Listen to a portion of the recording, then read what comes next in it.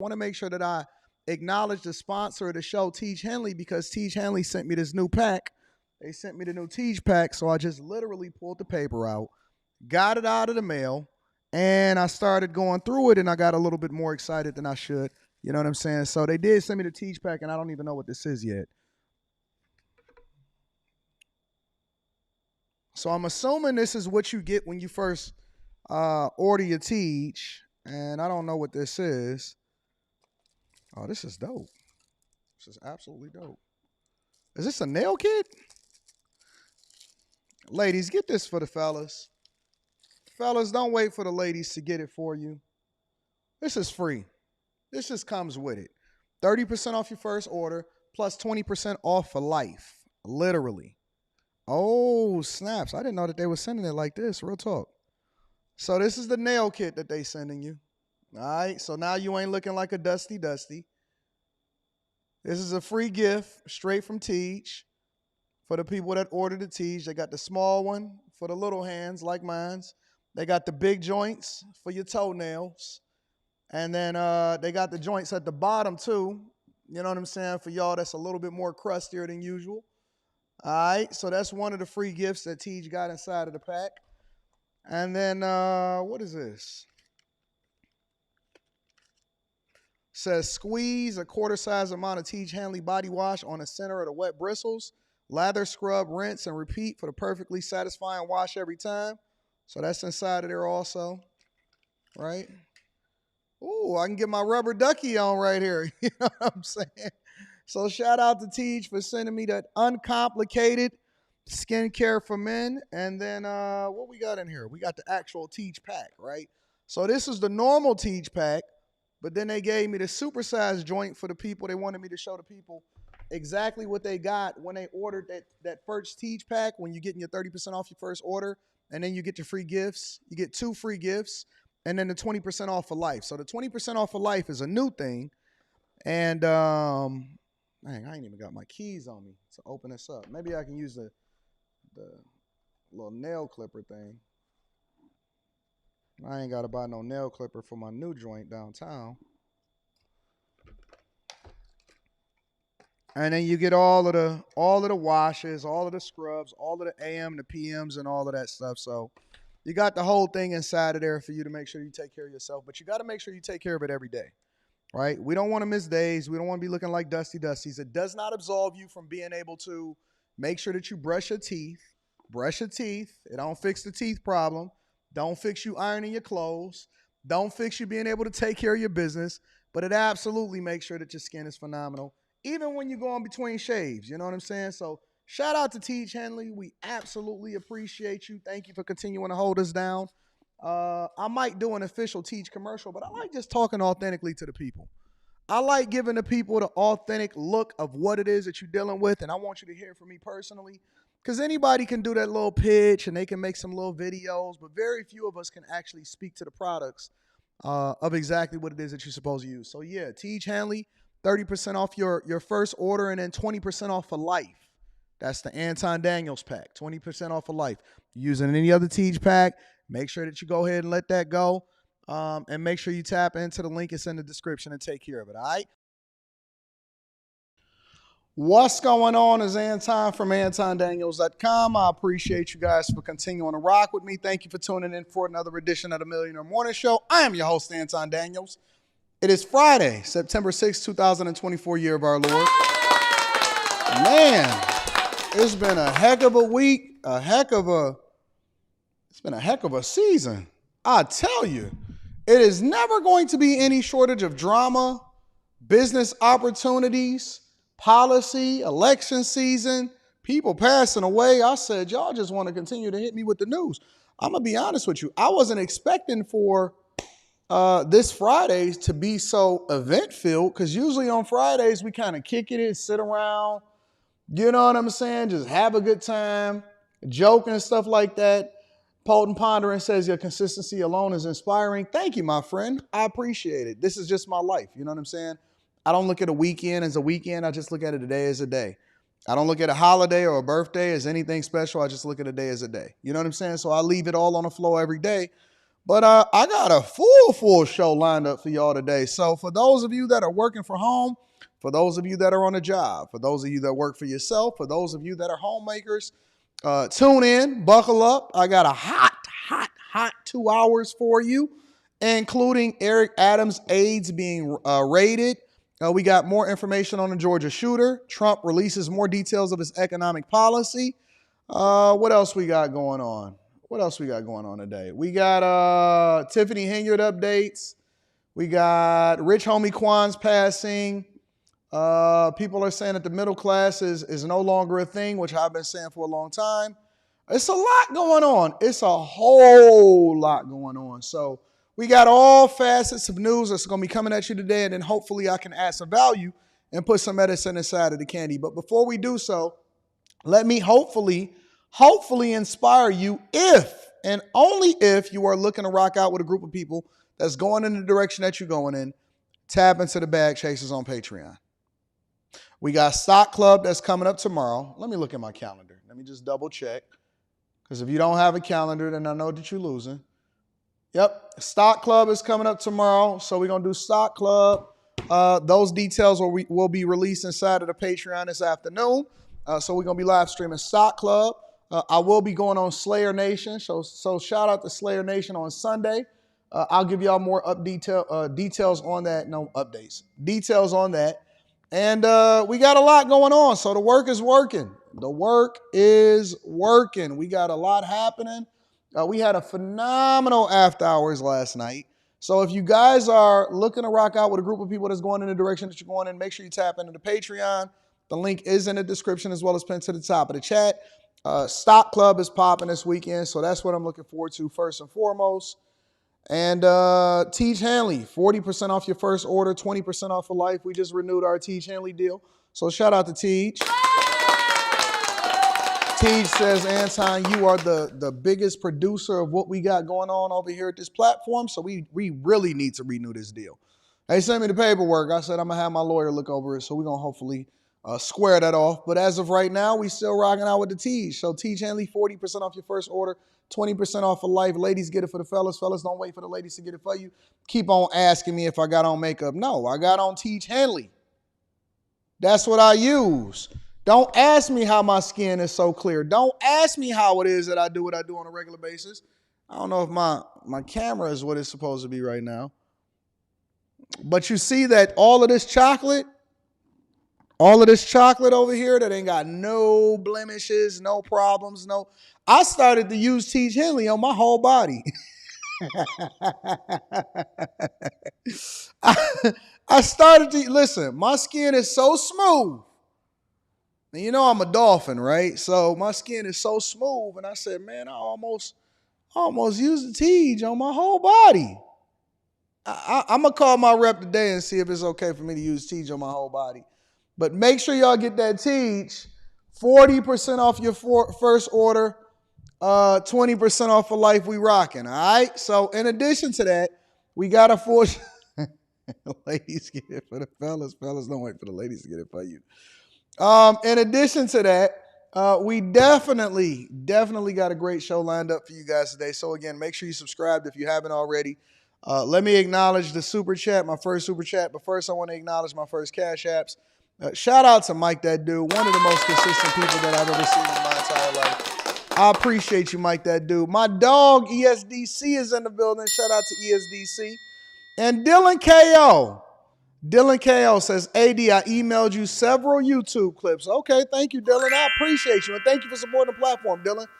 It does not go unnoticed, so I appreciate that also. And I want to acknowledge a couple of the super chats before we get started, and then we're going to go ahead and get it rocking.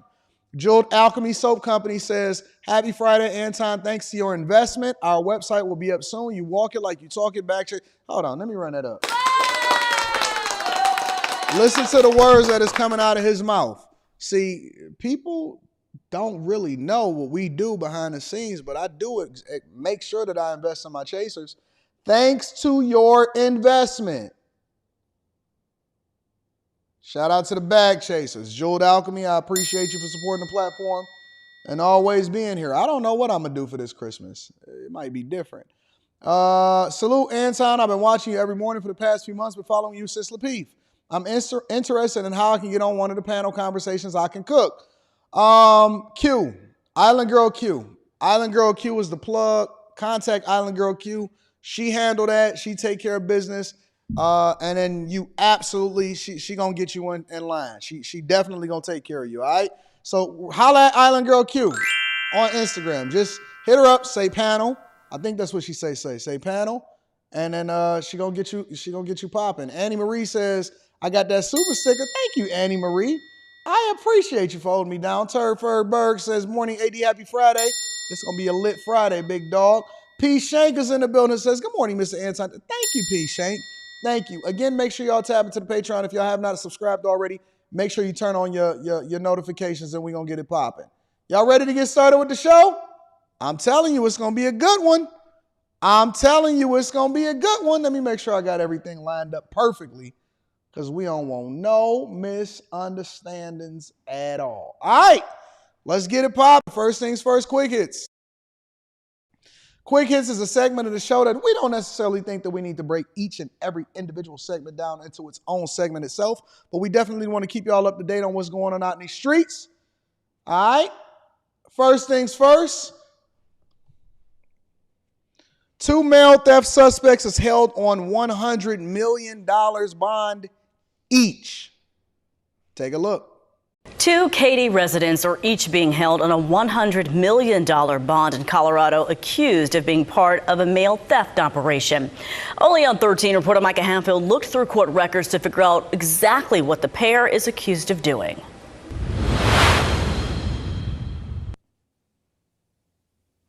Two $100 million bonds. That's certainly something that'll catch your eye. The two in this case are charged with a combined 51 counts, everything from theft to money laundering to burglary. Through surveillance efforts, court records say police in Parker, Colorado caught 27-year-old Brevin Pogue and 25-year-old Diana Amador Inamorado emptying mailboxes outside of a number of post offices and cluster boxes in the Denver area one night in June, although the two are believed, based on court records, to have done it before. The pair is Houston's own, while they have Katy addresses to be specific. According to court records, police searched a hotel room and an Airbnb that they were staying at in Denver and found stacks of stolen mail, $70,000 in cash, more than 577 checks believed to be stolen, USPS Arrow keys that unlock the cluster mailboxes, and a notebook with storage unit addresses. Do y'all know that this is the reason why they're robbing mail carriers of their master keys so that they can go out there and they can be able to finesse? That's one of the reasons that they're robbing the mail carriers. What you don't know is when they catch you, they're going to throw you under the jail. When they catch you, they're going to throw you under the jail. Look, very few crimes that you can walk away with and you think that, oh man, that's just a white collar crime, I'm not going to do no time. You're going to do time. They gave them 100. They going to make an example out of you. At this point, because it's so bad, especially with all of the mail carriers getting hit up and stuff like that, when they catch you, they are going to throw every single charge. They're going to throw wire fraud.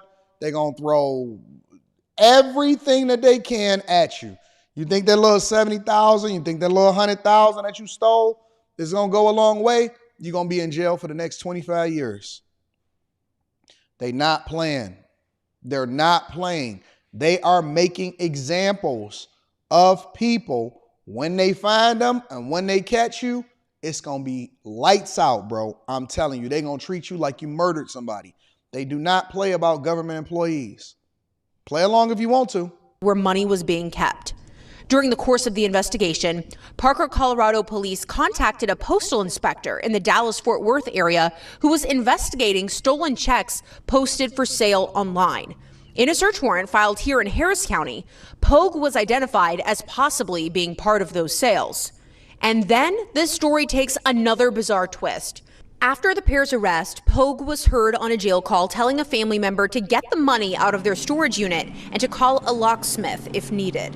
Through court records, officials knew they had at least 3 storage units, one in Denver, Arizona, and one here in Katy. Do y'all not know that every single thing that you say on a phone is monitored and listened? I ain't trying to give y'all no information, so because I want y'all to snitch on yourselves.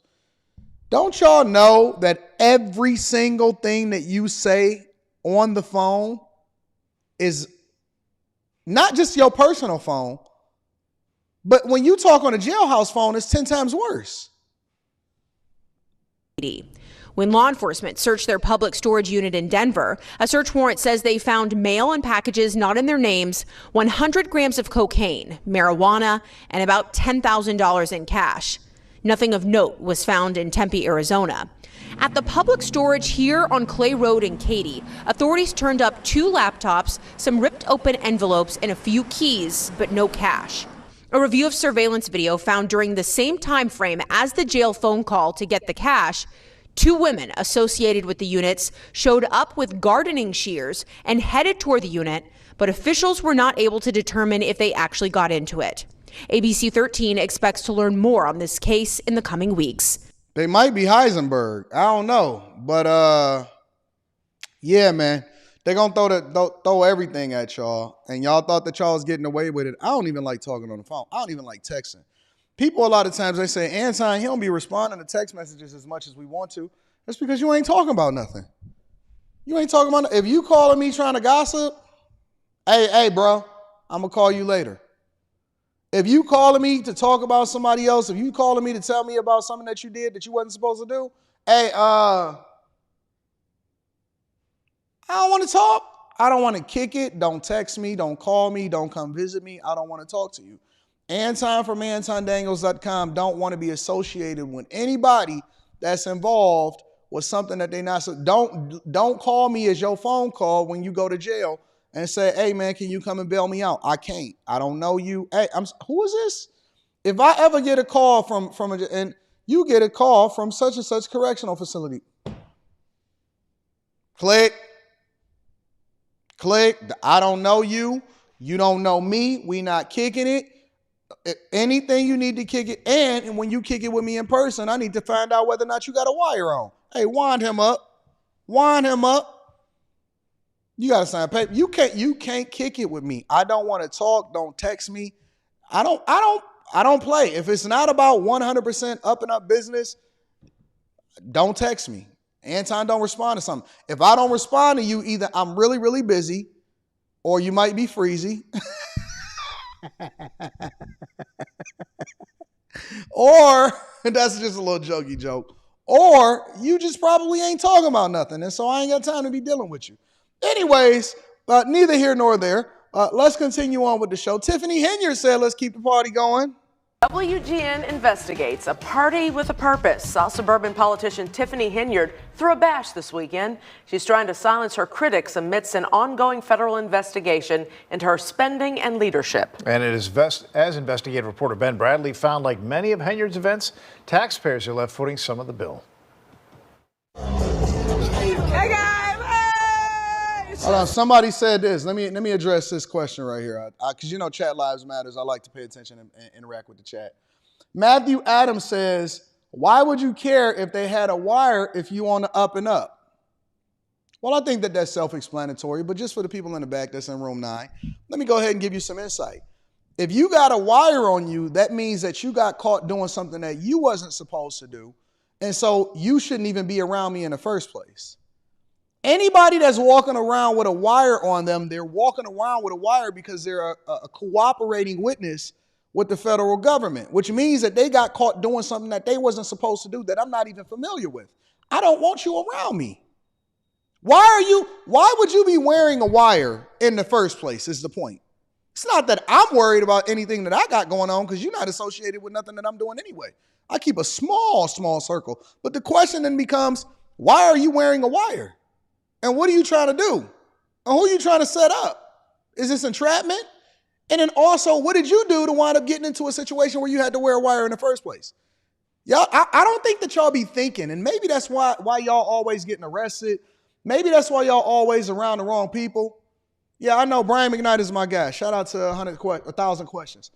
The question is, why are you wearing a wire and what did you do to get in that situation in the first place? So I don't think that that's a logical question. Sometimes y'all just got to think y'all way through before you start typing. But, I mean, that's normal. People usually say stuff without thinking. Let's get back to Tiffany Henyard. Super Mayor Tiffany Henyard, the people's mayor. The super mayor took to social media to promote her party. There was a bounce house, skating, and a food giveaway. But I spend my own money to make sure that I put on for my city. I always put my money where my mouth is. Henyard said she paid after trustees refused. They're trying to control her spending and were skittish because the event was advertised as the Friends of Tiffany Henyard Picnic. That's also the name of her campaign fund. Her lawyer denies it was a political event, but it's clear the bash was meant to bolster Henyard's image as she faces a federal investigation into her spending in Dalton, where she's the mayor, and Thornton Township, where she's the supervisor.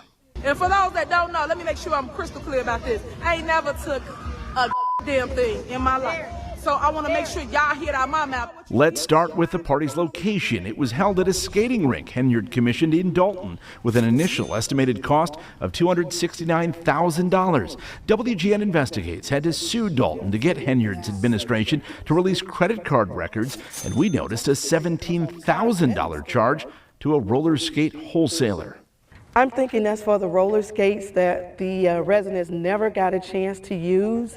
Dalton trustee Tammy Brown says Henyard's rink doesn't keep regular hours. Skycam 9 flew over on a beautiful Friday evening, and no one was there. It's only open when she... That is the dumbest waste of money that I've ever seen in my entire life. That is the dumbest waste of taxpayer money that I've ever seen in my entire life. Who came up with that idea and was like, yeah, let's go ahead and do it? Because you're supposed to have checks and balances in place to prevent you from being able to waste taxpayer money on something that's not actually contributing into the coffers of the community. She's there or she's having an event.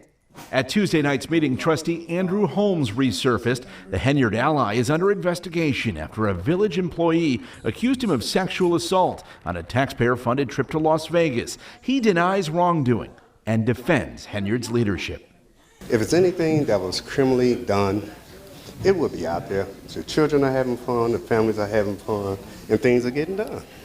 This was in the box. We got greens. We got greens, beans, potatoes, you name it. Look at that. Henyard frequently promotes the township's food pantry, but she's been accused of distributing the boxes with campaign messages. The Greater Chicago Food Depository performed a spot check Tuesday and reminded the township its food can't be used to promote a politician. None of that food comes from the Chicago Food Depository, so they called us about your fake complaints the other day. We already got all that straight. That's Keith Price, who runs the food pantry. He tells WGN Investigates the food boxes came from township surplus. But y'all missing the biggest point. You got people like myself that care about community that people try to stop. People will always try to stop things they cannot control. This woman cannot stay off of social media. This woman cannot stay off of social media. It is going to be her undoing. I don't know why she feels compelled to put on those butterfly eye. First of all, ladies, what is up with these eyelashes? Who told y'all that that was a good look?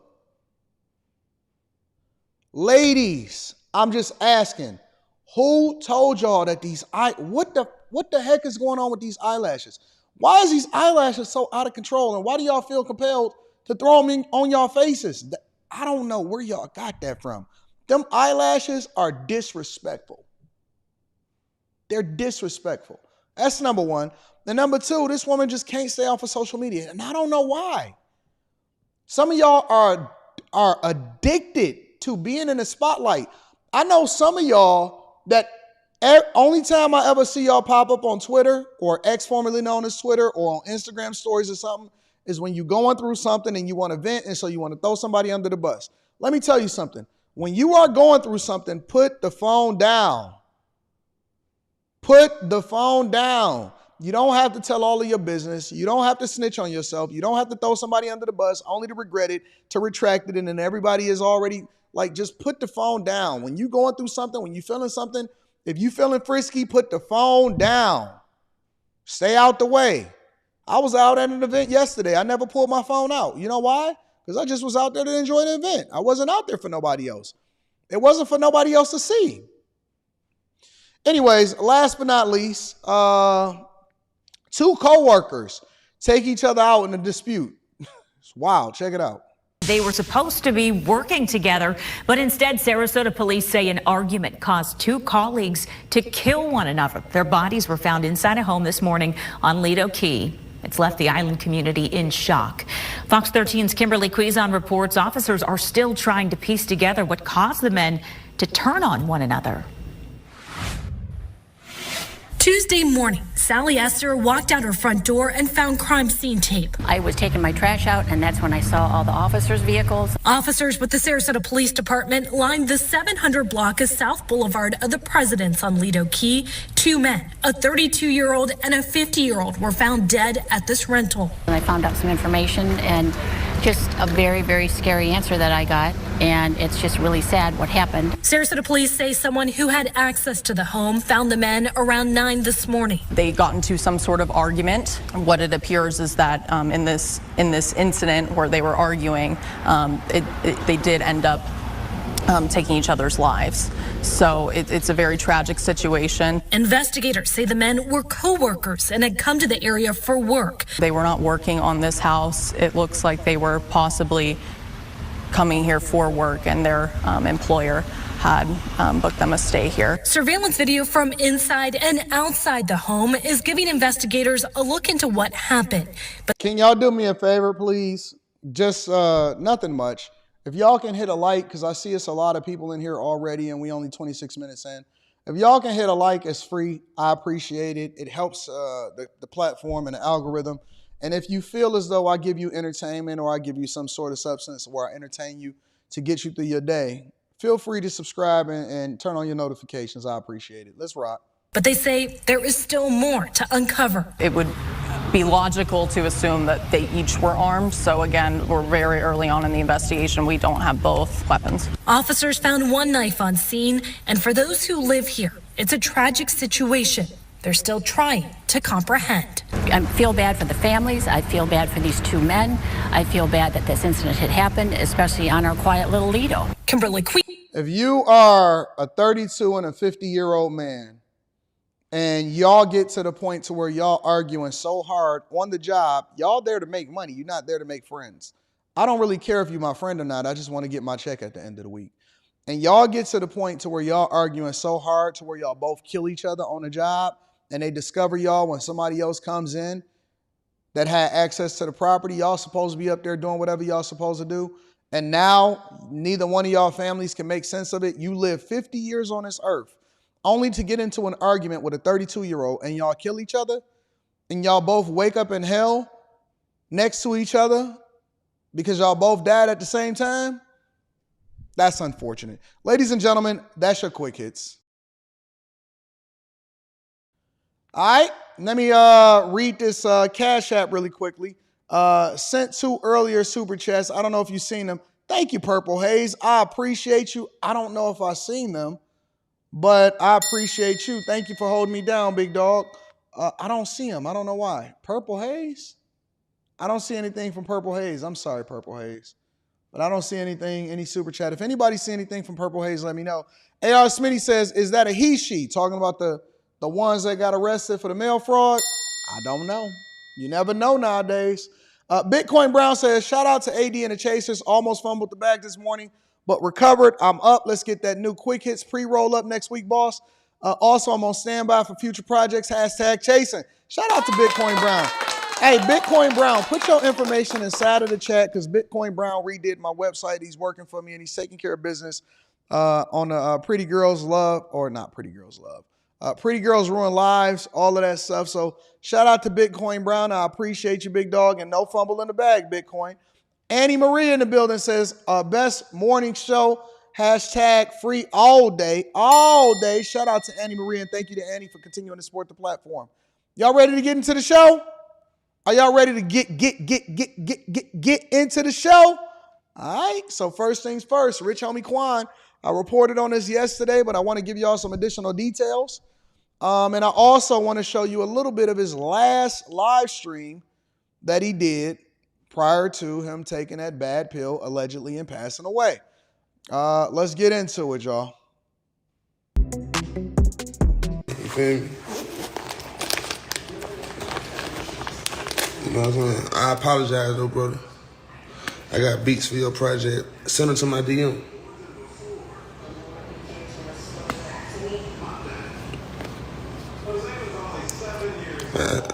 I know you see everyone tagging you for turn. When Turn, that my man. When they tag me for turn. You know what the weirdest thing is? The weirdest thing ever is to see somebody that used to have a life inside of their body, but you know that they're no longer existing.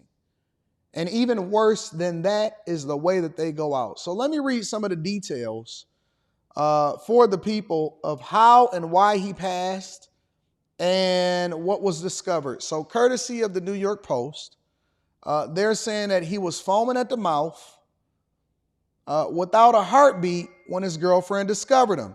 I'm going to read this really quickly, and then we're going to break into a Purple Haze. I do got your super chats. I'm going to read those shortly, okay? This is what was said. His girlfriend discovered his lifeless body on the couch inside of their Atlanta home and called 911. All right?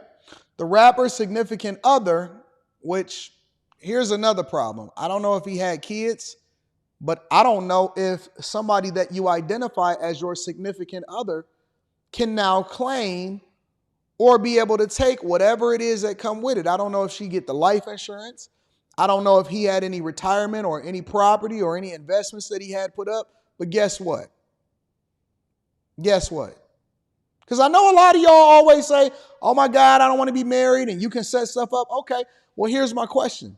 Because now that we're over the initial shock yesterday of getting the news, I was one of the first people that reported it. Actually, I think I might have been the first person to report it on YouTube. When you call yourselves forever fiancés or significant others, or you don't have things set up, because see, by default, I don't have to worry about that, even though I also set things up to make sure that things are taken care of, because I want to make sure that everybody is set up. But here's my question. Do you, as the baby mama, because they said that this is his girlfriend, do you as a baby mama get treated like DMX's exes, or do it by default go to the mama or the family or whoever it is next of kin? Because see, you don't get none of that now. You don't get the pension. You don't get the life insurance. You don't get the property. You don't get the cars. You don't get nothing. Now you just left as a baby mama.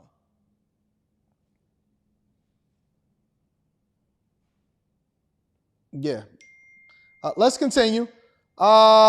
His significant other was frantic while telling the operator that he was not breathing and did not have a heartbeat. Do you know that you can't even go and get access to their bank accounts because you're not the significant other? Let me say it for the people in the back. You can't get access to the person's bank accounts. You don't get nothing. You don't get nothing. You can't even find out what's going on. All of that stuff goes over to probate court.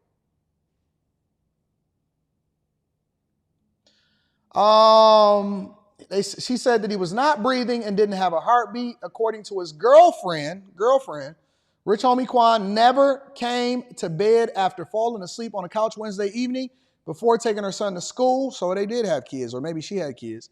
On Thursday morning, she placed a blanket over the artist, realizing that he hadn't moved. So she just thought that he was just sleeping, which is reasonable, makes sense. She checked on him when she returned, but he didn't get up. She couldn't get him up. He was still in the same place. Probably had started turning cold. Maybe rigor mortis started to set in. I don't know. I don't feel a heartbeat. I don't see him breathing, the girlfriend says. Then she reveals that the type of way that the rapper foamed at the mouth when she turned him over. So he was foaming at the mouth. So he was probably dead for a while.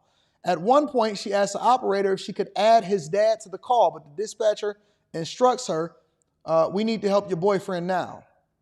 He not waking up quick. The girlfriend pleads before the operator tells her that help is coming. Goes on to say the platinum selling rapper was born in 1990, passed away suddenly on September 5th. On September 5th, 2024, the Fulton County Medical Examiner was notified by Grady Memorial Hospital of the death of DeQuantes Devontae Lamar. His cause of death is unknown. Autopsy is going to be performed today. All right? I'll keep you all up to date on that. The musician burst onto the scene in 2013 with his instant hit Type of Way. collaborated with several rappers, including 2 Chainz and Young Thug. He was recently dragged into the YSL trial with Lil Woody, saying that he shot up his father's barbershop. But either way, the point is that we need to be careful about how it is that we live our lives, set ourselves up for success, and don't have any self-inflicted wounds. Let me say that again for the people in the back. It's difficult enough for us to deal with the things that we don't know is going to happen.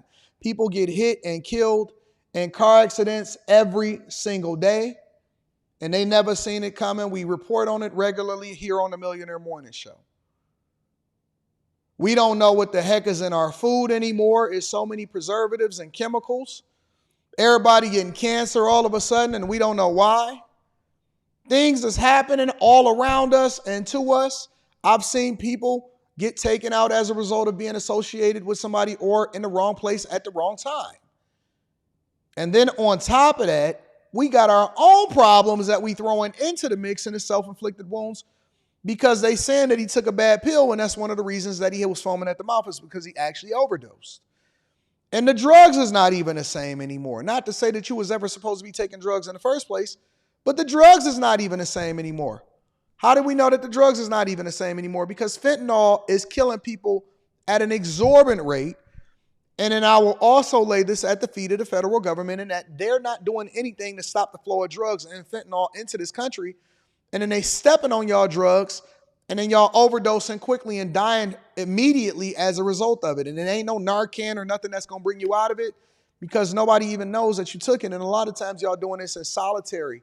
Y'all doing it by yourselves in your homes, in your basements, and don't nobody even know about it. I don't even go to sleep without my Apple Watch on me. And that's not an advertisement for Apple because I know Apple got an event coming up next week. I think it's next Tuesday or next Monday. Apple got a new event where they're going to be unveiling their new iPhones. I think the iPhone 16s and stuff like that. So I got to get all of those for the team. But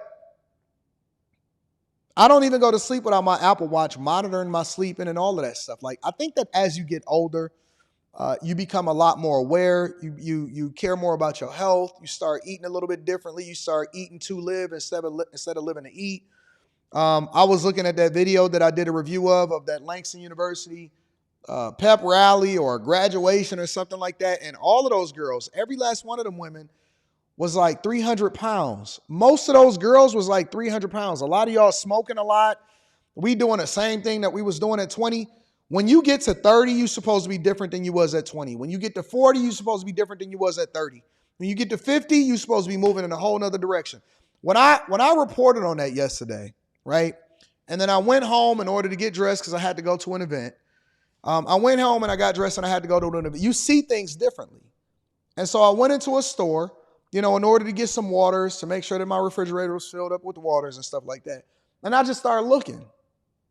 I just started looking around me. I started looking at the people that was around me. And it was so weird because I was just looking at the lifestyle. And it was like, it was this one girl in there. She's like, it's my birthday and I've been drunk all week. Give me that green bottle.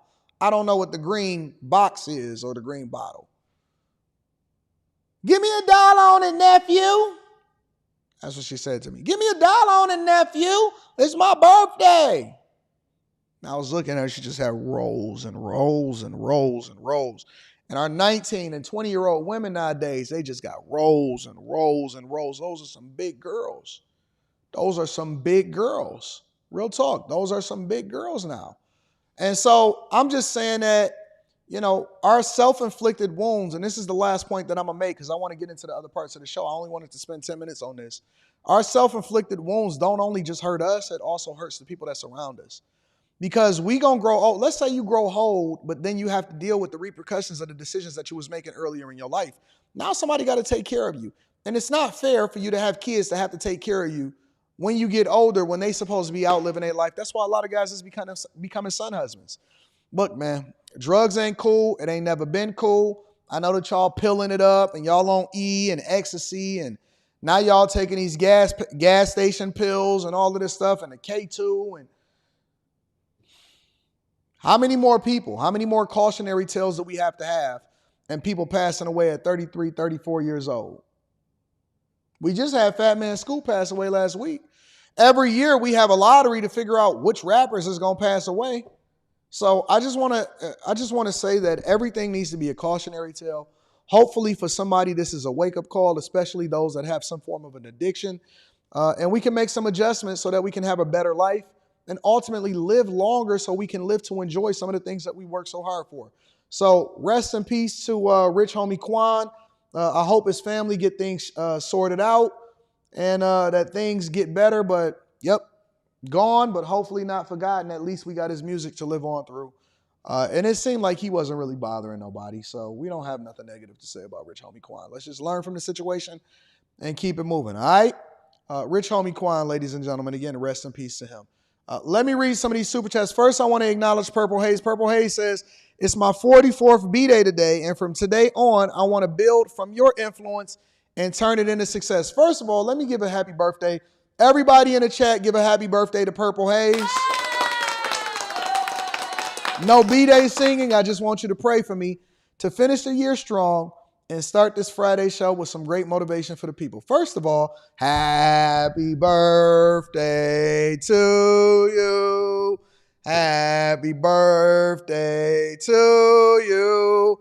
Happy birthday, Purple Haze. Happy birthday to you. Shout out to Purple Haze and happy birthday. Oh, you going to get this birthday work.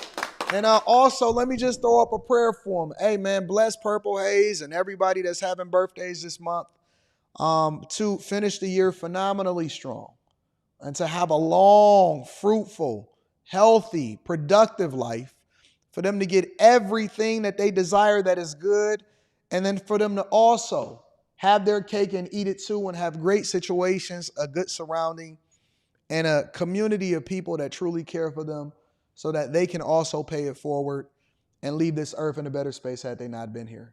Let's finish strong, Purple Haze. I love you, big dog. Congratulations and happy birthday. We a community over here. Let me also give a shout out to all of my people on Victor Williams says, good morning, family. Shout out to Vic Williams. I appreciate you. Jennifer, shout out to Jen, says, hey, Anton, I really appreciate your insights. Thank you. No, thank you, Jennifer. And thank you for continuing to hold me down and being a participant of what we got going on over here on the Millionaire Morning Show. High Tolerance says, good morning, AD. I sent you yesterday's Urban View episode, XM 126, with Clay Kane featuring Barry Williams. They need to be brought to the front. Okay, I'll check that out. Definitely. Mr. Joe says, I taught elementary school kids that weigh more than me. I'm 198 pounds. It's crazy, bro. I don't know what they eat now. J-Dub says, those women were SSBWs. They are the type to get turned away at an all-you-can-eat buffet. They big, bro. They big. I don't know what's going on. Anyways, make sure y'all hit a like for the algorithm. Subscribe to the channel and turn on your notifications. Let's get into the next part of the show. The Georgia school shooter. All right. So new details are emerging about him. And we're going to go over that right now, including his father getting arrested. So as indicated yesterday, I wanted to make sure that we got the right person and I wanted to have a conversation. But let's dive into it. Colt Gray. All right. Make sure y'all hit a like for the algorithm, subscribe to the channel, and turn on your notifications. Let's rock. Killing Colt Gray. The Fox 5 I team has poured through public records today trying to learn more about the accused teen. Late today, the I team obtained a recording of a sheriff's office interview of Colt Gray and his father, recorded after the FBI received a tip last year about a threat to shoot up a school. Fox 5 I team reporter Johnny Edwards says a picture is emerging of a troubled family and Johnny some missed warning signs. Right, from what we're learning, Colt Gray's home life was fraught with problems. Police reports and court records concerning his parents, Colin and Marcy Gray, reveal a broken family.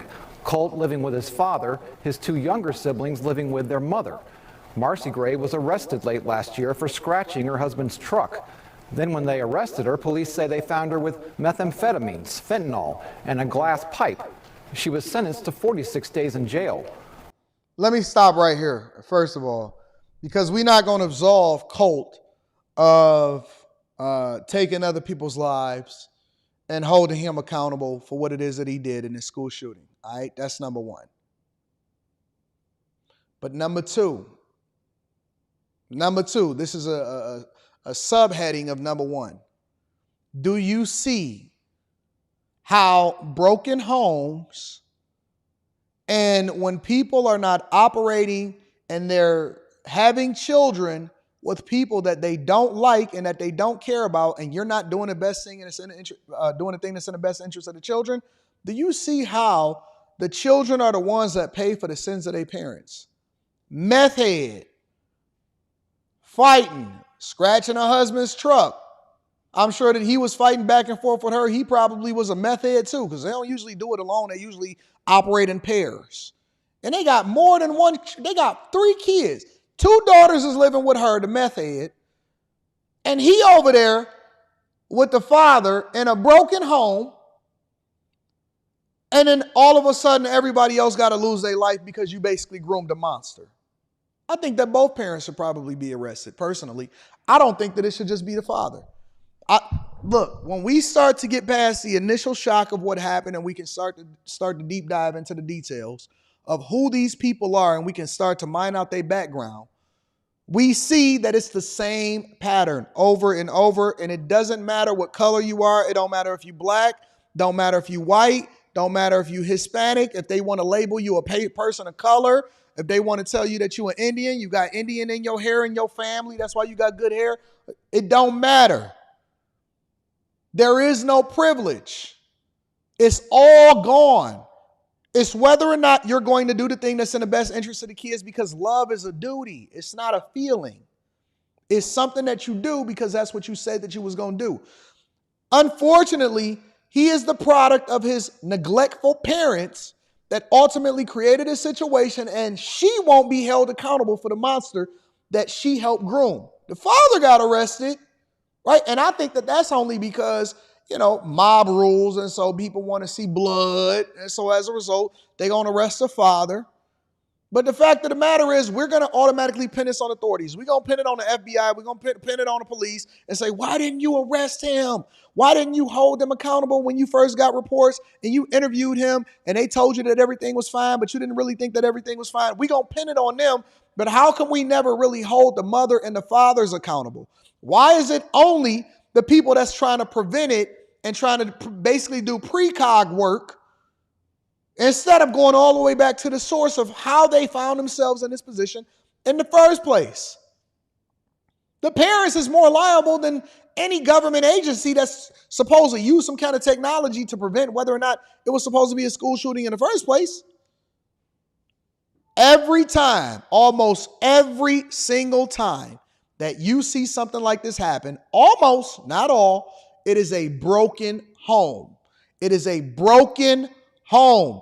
I am tired of people coming up on my panel sitting there telling me that it's okay for y'all to be single baby mamas, single baby daddies, or be born into dysfunction, and that made you who you are. Somebody gonna tell me one time, Anton, ain't you glad you was born in the hood? That made you who you are today. Man, get out of here. That's drama. That's PTSD. That's stuff that no kid should have to be subjected to in the world. That's crazy. You should not be. Let me get out of that. Let me continue to mine out these details. We're gonna find out everything that's going on with this kid. Also last year, Colt Gray and his father received a visit from Jackson County Sheriff's investigators. They were looking into an FBI tip. Apparently someone on a gaming app had threatened to shoot up a middle school. They believed Colt may have been involved. According to incident reports, the then 13-year-old told investigators he didn't make those threats. Here's a sheriff's investigator talking to Colt Gray. I promise I would never say something like that. So you haven't used Discord in a few months? No. And you're saying you didn't say anything like that? No, the only thing I have is TikTok, but I just go around there and watch videos. Okay. Colt's father told police he did have guns in the house. He said they were accessible but not loaded. He said he and his son would go hunting together. He said he wanted his son away from video games and into the outdoors. Colt even shot his first deer that year. Colt Gray also told police his son had problems at school. I've been up to school, like I'm on first name. I just was up there 3 days ago for his finals, talking to the principal, like, look, we talk about it quite a bit. All the school shootings, things that happen. Yeah, hey, are you getting picked on at school? He is. He's getting picked on at school, and is everything okay? That's why I keep going up there. Sound like it's a deeper conversation that need to be had. We're going to have this on After Hours tonight, but it sounds like a deeper conversation need to be had. Oh, man, now Anton got to be the bad guy. Now we got to start deep diving into being the bad guy. I don't want to do this. Why? Because it's not popular for me to do it. Why I got to be the bad guy? You know, I would like to have this show and just chill. I would like to have this show and just be able to, you know, give my little thoughts and my little opinion of what's happening once we start to discover different stuff. But now Anton got to be the bad guy. Do I want to be the bad guy or do I got to be the bad guy? Do I want to be the bad guy? Because y'all got to remember that this is an interview that happened prior to. This is a previous interview where they came into his home and they said, hey, man, kid is over there making threats. And I can't tell you how many times when I was younger, people used to make threats on Xbox Live. I can't tell you, look, somebody says I call BS, that's an excuse. Excuse for what? Come on, y'all. Get out of your emotions. Get that female out of you and let's have a real conversation. Get out of your emotions and get that female out of you and let's have a conversation. Stop trying to live in an echo chamber. Okay, I'll be the bad guy. Since y'all gonna force me, I'll be the bad guy. All right, cool. So let's really mine this out. All right, let's mine this out. Number one, we're never going to excuse him of the behavior that he did because nobody is going to make an excuse for anybody. He's going to be held accountable, even though he should be held accountable to a much greater standard. That goes without saying. So we're going to see how that plays out in the court of law. He's going to be held accountable. We know they're going to charge him as an adult. They're going to throw him under the jail. This conversation that they're playing right now is a conversation previous to the incident that happened over the last couple of days. Meaning that this was the interview that was recorded by police officers when they questioned him and his father as to what is going on in the home life. The father said, listen, man, I'm up at the school all the time. I'm up at the school all the time. And we're not going to excuse the father either, but let's use our context clues in order to have the whole conversation, not just one based off of how you feel, because I don't care how you feel. I'm going to say what I really think. The father said, hey, man, I'm just going to tell you. He in there getting bullied too. He having problems in school and he getting bullied and it's something happening. So, okay. Nobody should lose their life. And that goes without saying. And I'm not going to keep prefacing what I'm about to say by saying all of this stuff. I'm just going to get straight to the brass tacks of it. Y'all kids outside of him too are demons.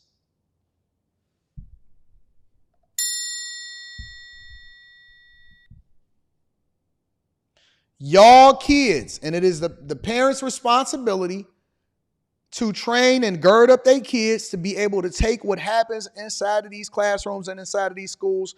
But y'all kids are not angels. Yo kid, you that's watching this right now, yo kid is probably a demon too. Y'all in these schools and y'all doing some of the worst stuff that ever happened to these kids, and you don't hold your kid accountable because they not the one that's getting bullied.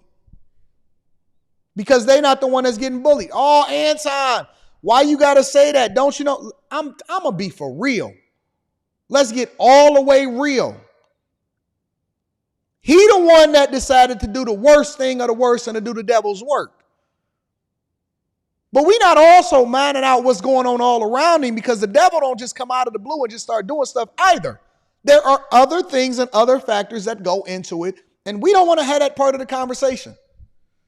We don't want to have that part of the conversation, man. So listen, some of y'all kids, especially in high school, because I think he was a 9th grader, some of y'all kids that's in high school, they are worse than grown adults. They are some of the most demonic, evil. They will say some of the worst things. They will destroy your confidence, especially of a person that's growing up.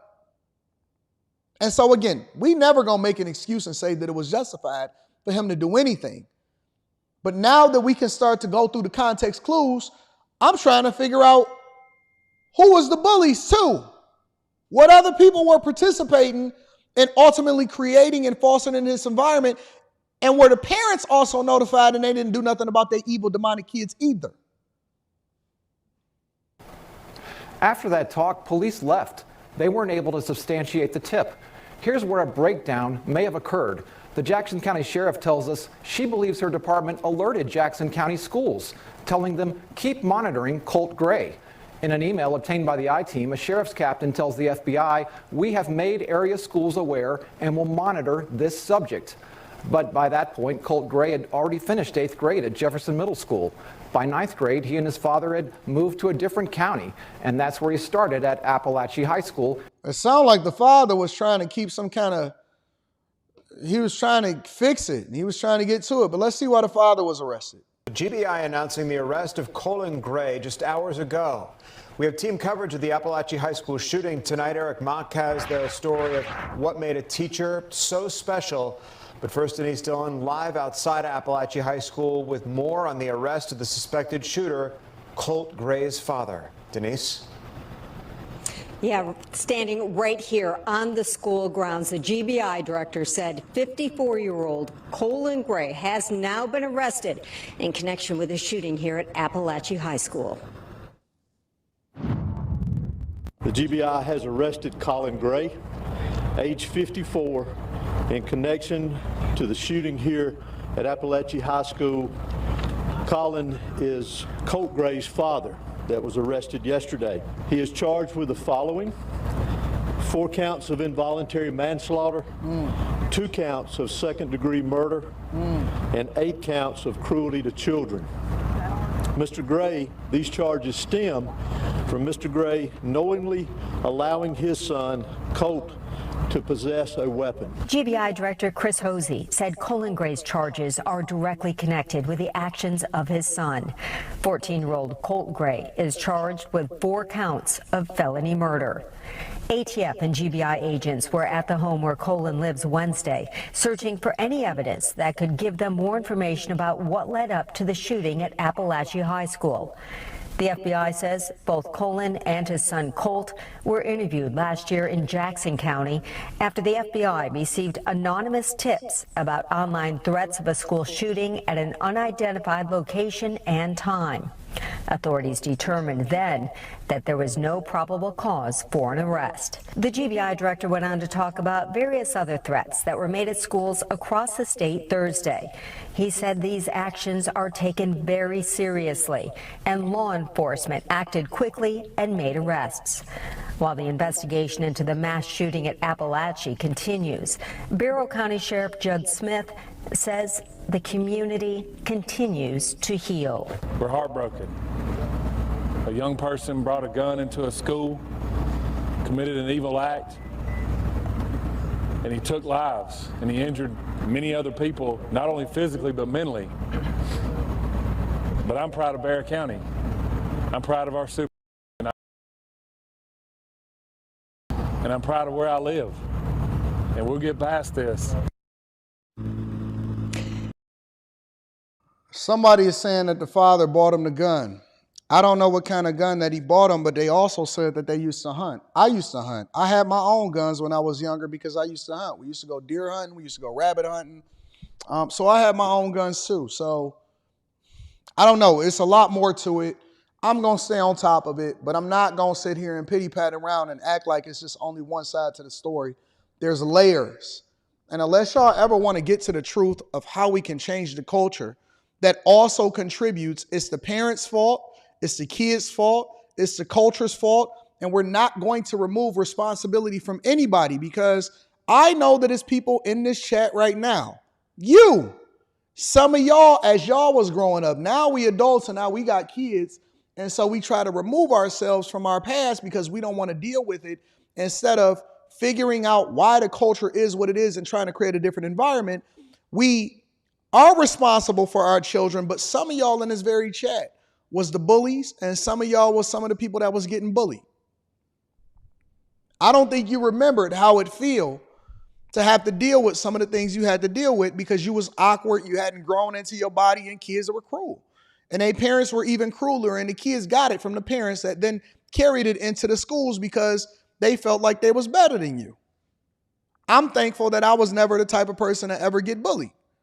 I didn't have to worry about that. And even if I was to get bullied, then it didn't matter because I had tough brothers and I had tough parenting that kept me in line and then didn't let me feel some type of way about it because we had to have thick skin in order to be able to survive in our households.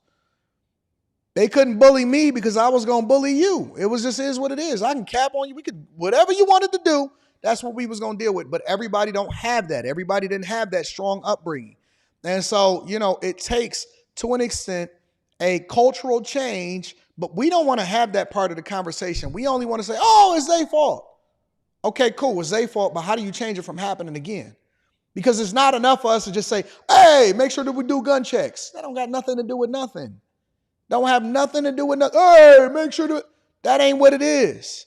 It's not just that. It's a layered approach to solving for some of the issues that we see happen in this society.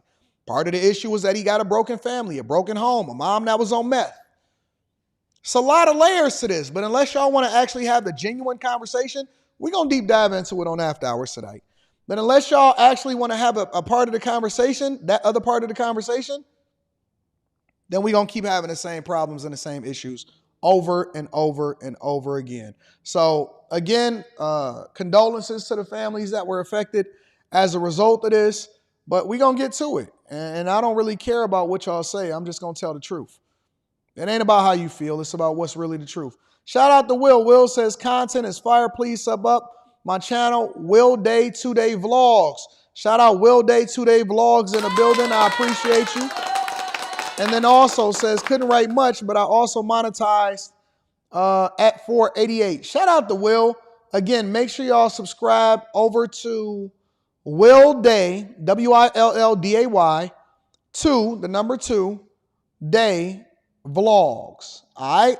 Shout out to Will. I appreciate you. Thank you for continuing to support the platform. Let me read some of these super chats and we're going to deep dive into Eric Adams. Daniel says, hope you all having a phenomenal weekend. Been lurking and taking notes. Anton, I'm back to historical bag values. And this time I'm not fumbling. To my chasers, run it up and win in silence. Make sure y'all subscribe to the Patreon. Link is in the description as well as pinned to the top of the chat. With Janice says, I value your opinion. If you had a son that truly loved football, would you allow him to play considering how dangerous it is? The student players stay getting hurt, and I don't like that. The answer is absolutely not. I would not allow my child to play football at all. We were not allowed to play football as we were coming up. We were allowed to play any other sport outside of football. Nope, we were not allowed to play football at all. And so, nope, I think that it's important that as you to hold the line and think about it like this. They're going to get mad at you because all of their friends is doing it and all of that other type of stuff. And it's just like anything else. Nope, you can't go to the party. Nope, you can't hang out past a certain time. Nope, you got to do this or whatever. I'm going to give you freedom, but I'm going to give you freedom with parameters, right? And so you can give them freedom in order for them to be able to fail within a controlled environment, but you still have to make sure that you hold the line as far as the standards for your children. Do not let them get involved with something that is not for them. I know that it's other people that's going to protest against it or protest for it, but I'm telling you that if you think that it's not going to be in the best interest of your kid, because number one, them playing football, I understand the team sport, find a different sport. If you just want to have some level of camaraderie, if you want to teach him the values that come along with training and team sports and stuff like that, and some of the discipline that come along with it, it's other sports that can do it. But nope, I'm not a fan of it. We was not allowed to do it because it was incredibly dangerous, and everybody that we know that play football are super injured and they can't even walk right. And some of them going to have some real problems when they get older, especially with regard to their brain. So you have to make sure that you hold the line, and they're not going to like it, but absolutely 100% keep on holding the line because they'll learn to appreciate it when they get older. So if you believe that that is not what is in the best interest of the kid, make sure you also have a conversation with the father, and then y'all come to a conclusion together on what's best for the child. It ain't up to them. It ain't up to them. It's up to what you say. All right, it ain't up to the world. It's up to what you say inside of your household. Aaron Good is in the building. Aaron Good says, the irony that kids who bully often come from the same toxic household environments. And that's true. That's why I say to kids, somebody, look, check this out. I deal with that in a minute. Come from household environments. The culture of Americana as a whole is trash. Bring back whoopings. I appreciate you. Look at this. I want to address this comment real quick because you know I believe that chat lives matters. Don't restrict his choice to play. That's going to build resentment. I don't give a flying F about your resentment. I'm not here to make you feel good. I don't care about your resentment. Listen, I'm not your friend. I'm your parent. My job is to do the thing that's in your best interest, even though you don't even know your right from your left. Your brain ain't even fully developed. I don't care if you feel some type of way. Kids be building resentment because you didn't let them go and stay on campus and all of that stuff. No, you not like the world. You can't do what everybody else do. Don't care about your resentment. You hold the line as a parent. That don't mean don't listen to them. That don't mean don't take into consideration what they say. But let me tell you something. Some of the things that we wanted to do, we thankful today that we never got a chance to do it. It saved our lives. You are not their friend. You are their parent first. I don't care about your resentment. I don't care how you feel about me. As long as you gonna stay under my roof, you can go and do other things. You don't have to do the same thing that everybody else in the hood is doing. Everybody in the hood don't have to play football. Go and find something else to do. Go and read a book. I wonder if y'all got that same type of energy to make sure that they can read a book as they going out there and playing football. I wonder if you got the same energy to force them to read a book. And if their grades meeting certain expectations before they go and play football. I wonder if they're going to resent you for forcing them to read. So they're not up there and reading at a second grade level in high school. The cat went into the... It's other things to worry about. That's first world problems. Don't nobody care about your football dreams. Suck it. I don't care what you say. You are not their friend. You are not their friend. Remember that. It's cool to be cool, but I'm your parent first. Keep on giving in to kids and what they say. Who was you? You know what my parents used to say? I brought you in this world. I be God deed if you out here and doing what you think you're gonna do, because we'll both be out of here. I'll be in jail and you're gonna be out of here. I'll take you out before anybody else do. I'm gonna deal with you before anybody else do. Sitting there negotiating with kids. Negotiating with children. Not negotiating with no kid. Who is you? Wake up. Keep on gentle parenting these kids. Having these easy conversations with them.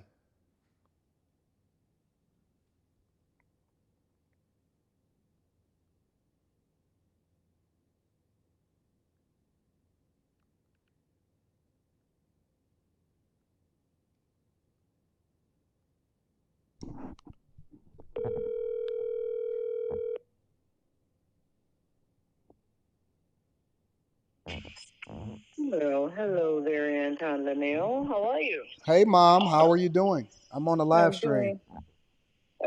Oh no. What's up? What sport did I play when I was growing up? What was I obsessed with? Basketball. Was I ever on the teams? Huh? Was I ever on teams? Yeah, you were. Yep. When you went to UD, you was on that team for sure. Yep. Oh, okay, cool. What sport couldn't we play? Huh? Well, do you remember what sport we couldn't play that y'all wouldn't let us play? Football. We couldn't play football. All right, thanks. That's all I wanted to know. That's it? Yep. Well, hello, everyone in the world. All right, I'm gonna talk to you later. Bye. Bye. I don't lie. I don't lie. I never lie. I'm going to speak from real life experiences as to how it is that I grew up and why it worked. I never lie. I don't care about what the assumptions are on the internet. It is what it is. We could not go and we could do anything we wanted except for playing football. That's it. We could do anything we wanted except for playing football. So let me read some more of these super chats and then we're going to go from there. Aaron Good, shout out to you. I appreciate you for the super chat.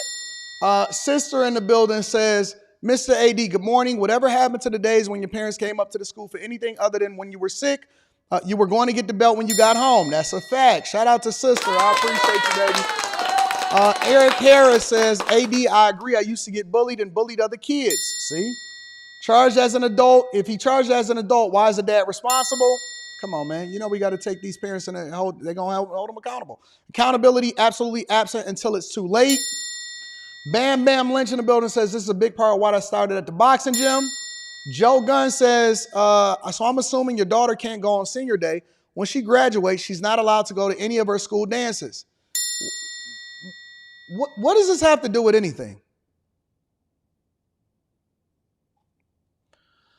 Hyena Demeanor is in the building. Shout out to Hyena Demeanor. I appreciate you. Anton is the king of... I'm always going to just keep it 100. I'm not going to sit here and go back and forth with people. All I'm going to do is produce the receipts. And, you know, it is what it is. Immediately, I'll just make a phone call. All right, so let's continue to have the conversation. Let's continue to have the conversation. All right, I didn't know that Friday was going to be this fiery today, but we're going to get to it. Eric Adams, FBI is searching the homes of Mayor Eric Adams' top aides again. More of them. Make sure y'all hit a like for the algorithm, subscribe to the channel, and turn on your notifications. Today, federal agents searched the homes of at least 4 top officials to Mayor Adams, entangling his administration in yet another investigation. The homes belong to Deputy Mayor Sheena Wright and also schools Chancellor David Banks, who live together. The chancellor's brother, Deputy Mayor Philip Banks, and also Police Commissioner Edward Caban. Allie Bauman here now with the latest on the investigation tonight. Allie. Well, Christina Maury, sources tell CBS News New York that a number of NYPD executives have been asked to voluntarily surrender their phones to federal investigators. Now, the nature of this investigation is still a mystery, and authorities have not formally accused Mayor Adams or any of his officials of any crimes. First Deputy Mayor Sheena Wright and her fiancé, Schools Chancellor David Banks, ignored questions Thursday, walking into their Manhattan home that was raided by the feds a day earlier. It's a great first day of school. Anything to say to the New Yorkers who are wondering what's going on? Sources tell CBS News New York federal agents also searched the homes of Banks's brother, the Deputy Mayor for Public Safety, Philip Banks, as well as NYPD Commissioner Edward Caban. In a statement, an NYPD spokesperson said the department is aware of an investigation by the U.S. Attorney's Office for the Southern District of New York involving members of service. The Associated Press is also reporting feds seized electronic devices from the home of Timothy Pearson, a mayoral advisor and former high-ranking NYPD official. Mayor Eric Adams spoke to political reporter Marsha Kramer Thursday. I'm not aware of any misdoings, and I'm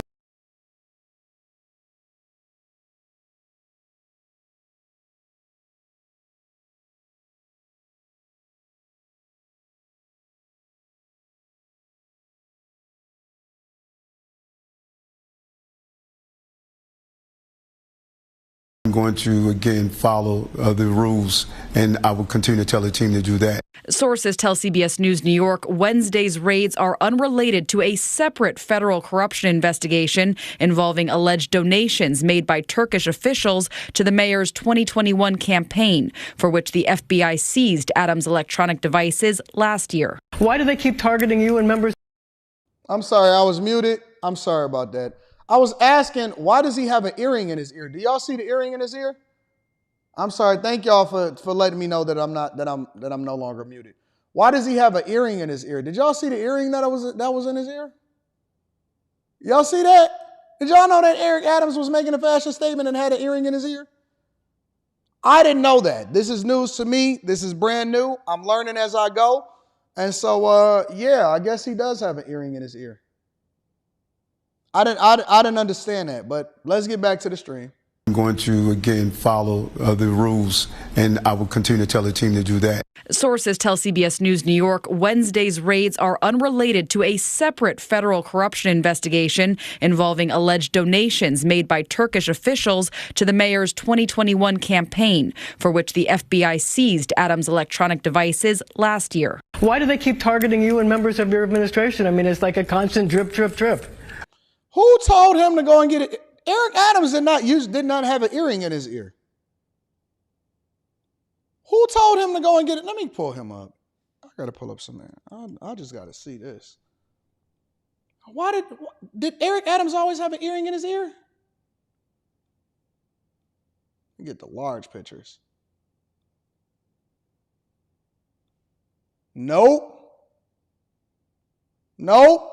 That's new. Nope. That's new. I don't see it. He ain't even got the hole in his ear. Oh, maybe he do. Because when he was sworn into office, he did have an earring in his ear. Ah, so he has always had the earring.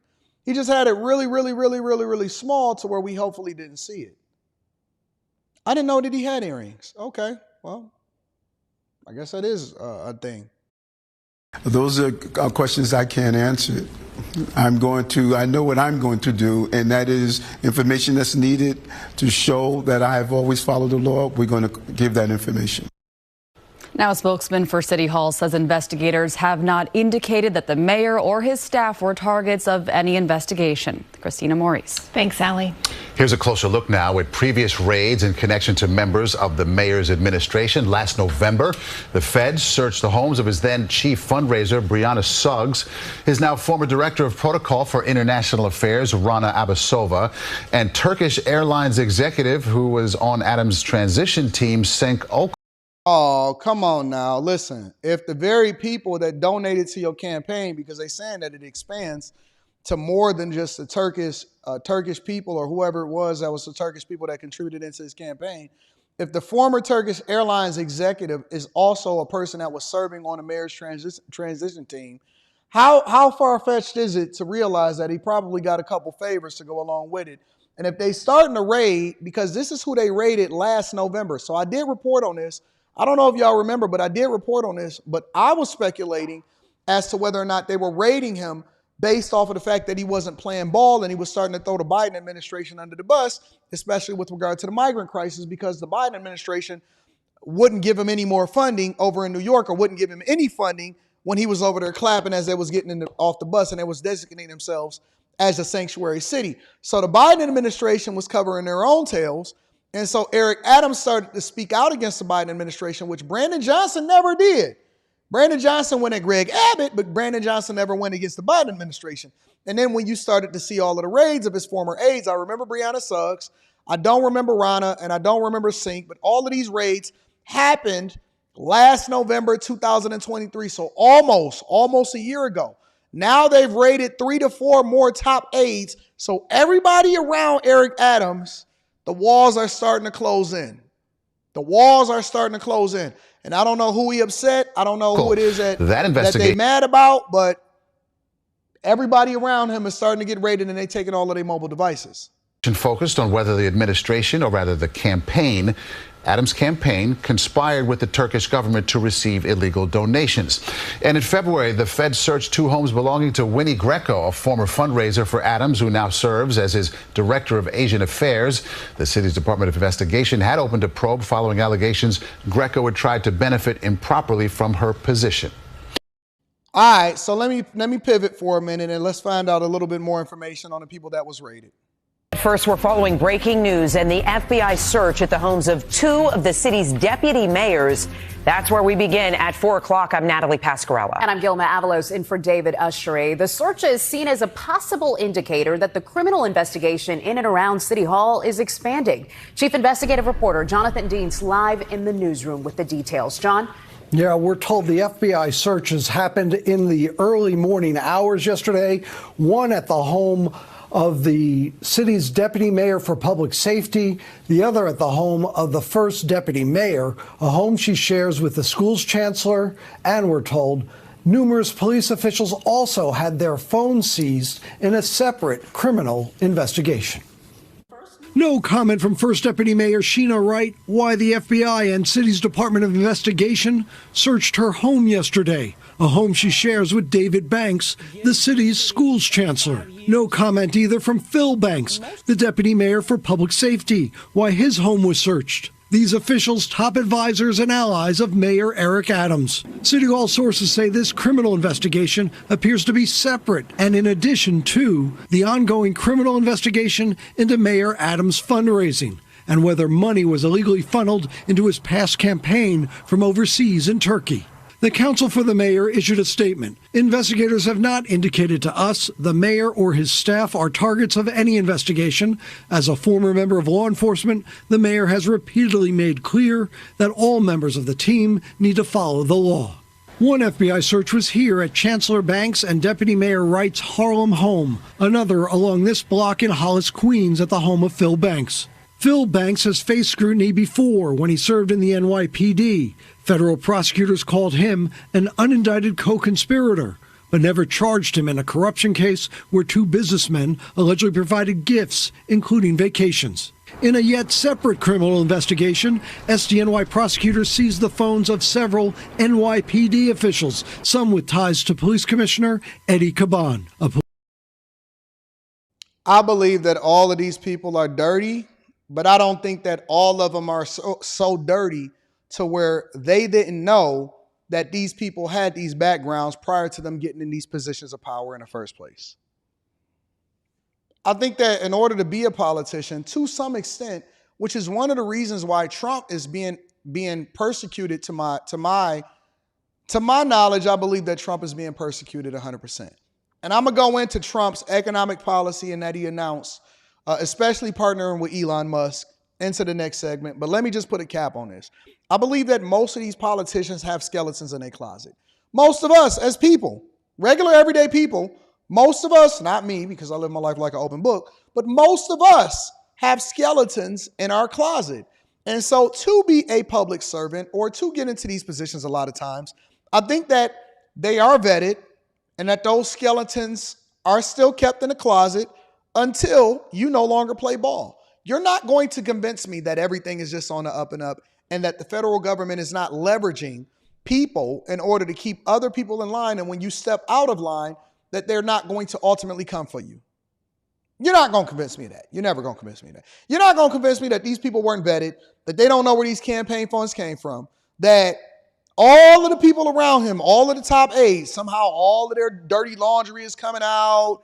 Everybody around him is falling like dominoes and he just standing in the middle like a deer in headlights. Come on, fam. I don't believe it. I don't believe it. If I had to do a hypothesis, which is basically an educated guess, even though I'm a C student, follow me here, and then we're going to get into Trump next.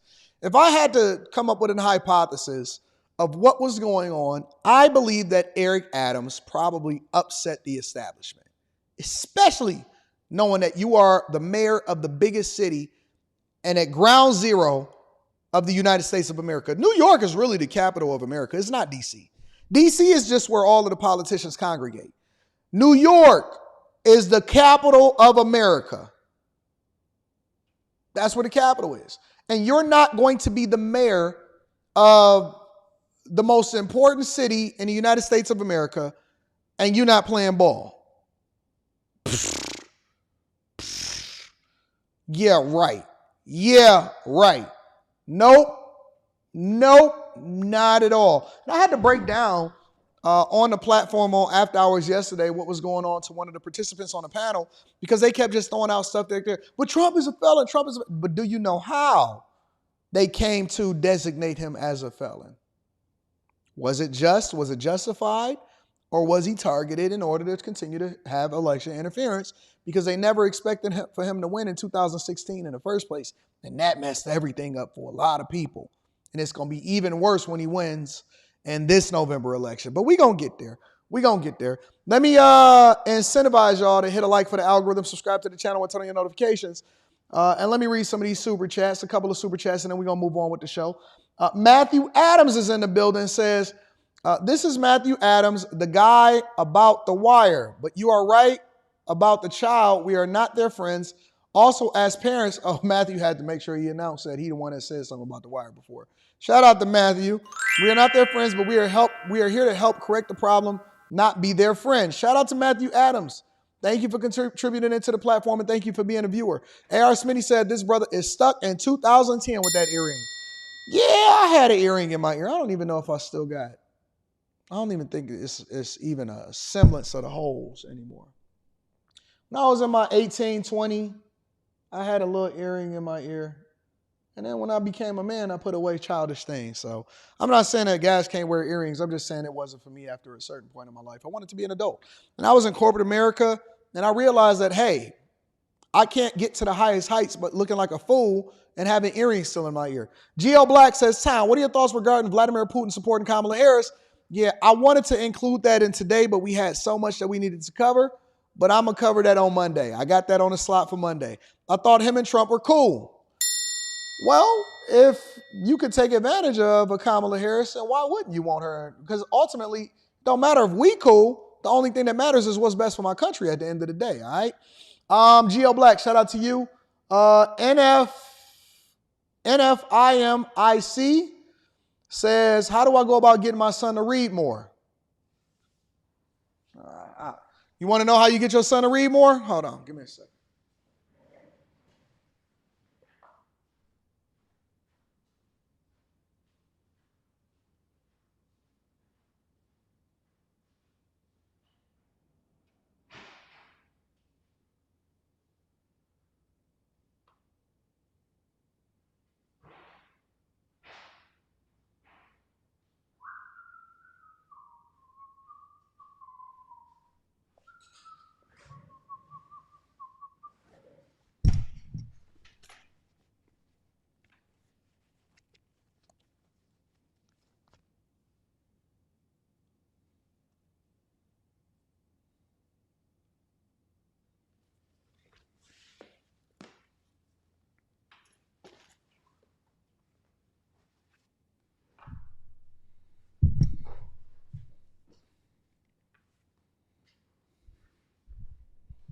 This is not a negotiation. This is a requirement. This is a standard.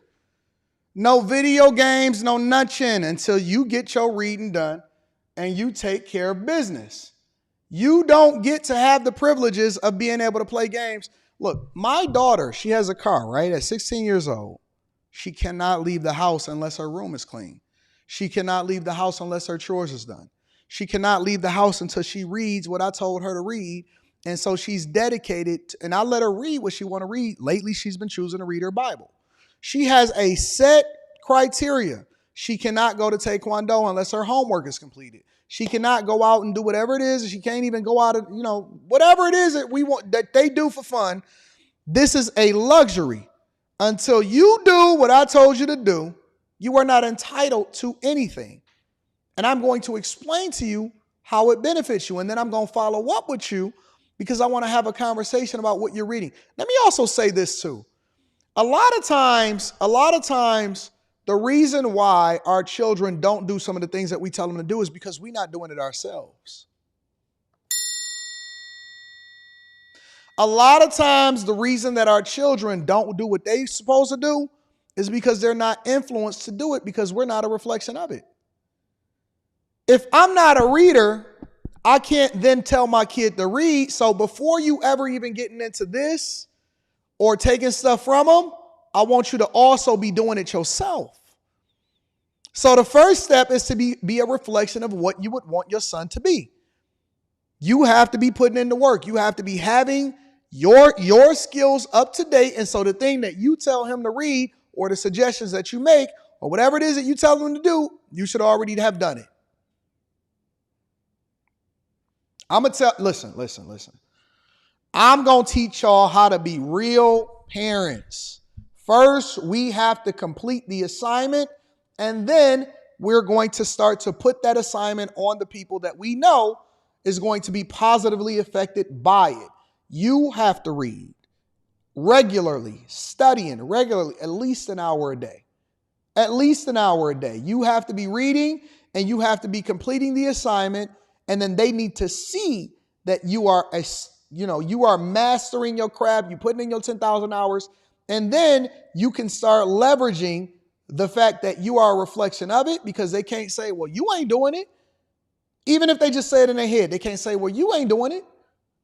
And so I'm not going to tell you to do something that I haven't already completed. I'm not one of them parents that's going to say, do what I say, not what I do. No, you got to do it first.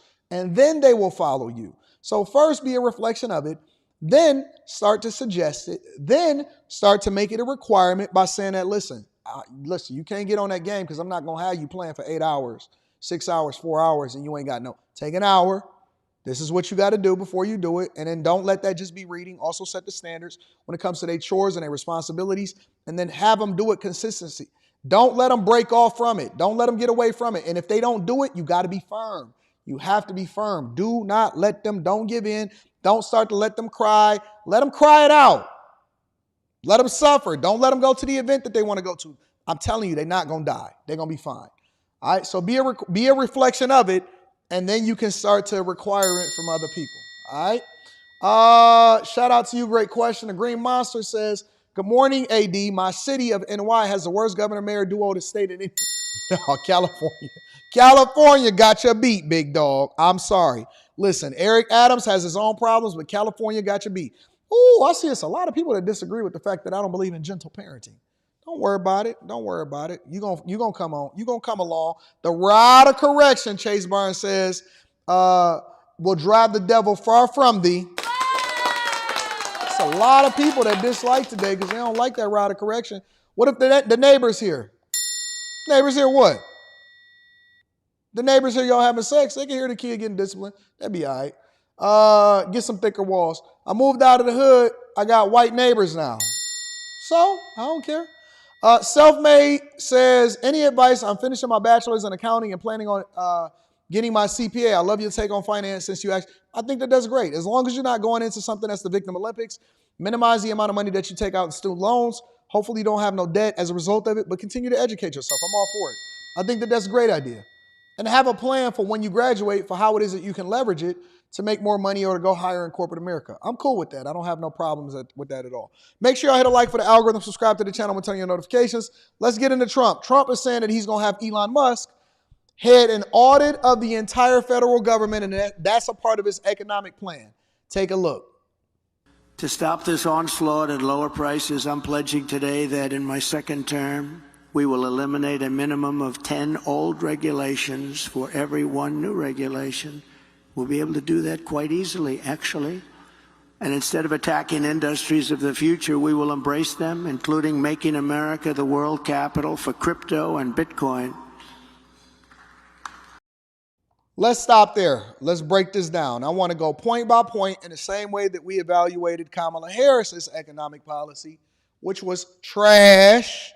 I want to go point by point objectively, and I'm going to give my opinion on what he was saying at the Economic Club of New York the other day, yesterday in particular, and how this is going to affect us as Americans. Number one, I love the fact that we eliminate and we go through and we mine out for every new regulation that we create or every next level of red tape that we have, that we go and we find out some that's outdated and eliminate 10. That means you're going to start to think about the laws that you create and the legislation that you pass prior to putting it on the American people. And then we also going to have to be a lot more efficient. The government is bloated. The government is the most inefficient entity. And it is a business. To be in government is a business. The government is the most inefficient entity that we have in the United States of America that we don't address. We want to go and put it on capitalism. We want to put it on rich people. We want to put it on the middle class. We want to put it on poor people, logistics, sports teams, anybody that we can find before we first start to cut the fat from the federal government itself. Government spending is out of control, and a level of regulation that it takes in order to be successful, especially when it comes to over-regulating certain industries that most people are not even in agreement of, is out of control. So to eliminate a vast majority of a lot of this outdated legislation. Oh, and let me also say that we need to make sure that a part of that economic policy, I know we can't say it out loud, and I'm not saying that this is a part of this economic policy, is also to update family court laws, because that's a racket. That is 100% a racket.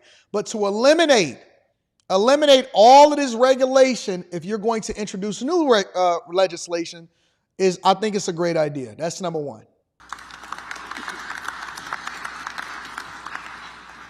Fourth, at the suggestion of Elon Musk, who has given me his complete and total endorsement. That's nice. Smart guy.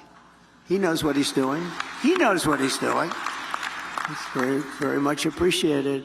I will create a government efficiency commission tasked with conducting a complete financial and performance audit of the entire federal government and making recommendations for drastic reforms. We need to do it. Can't go on the way we are now.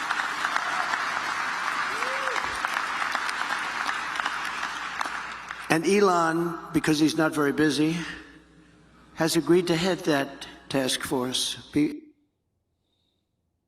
Now I know why they wanted to assassinate him.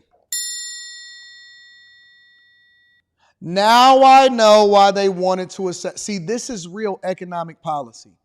To create a task force to audit the entire federal government.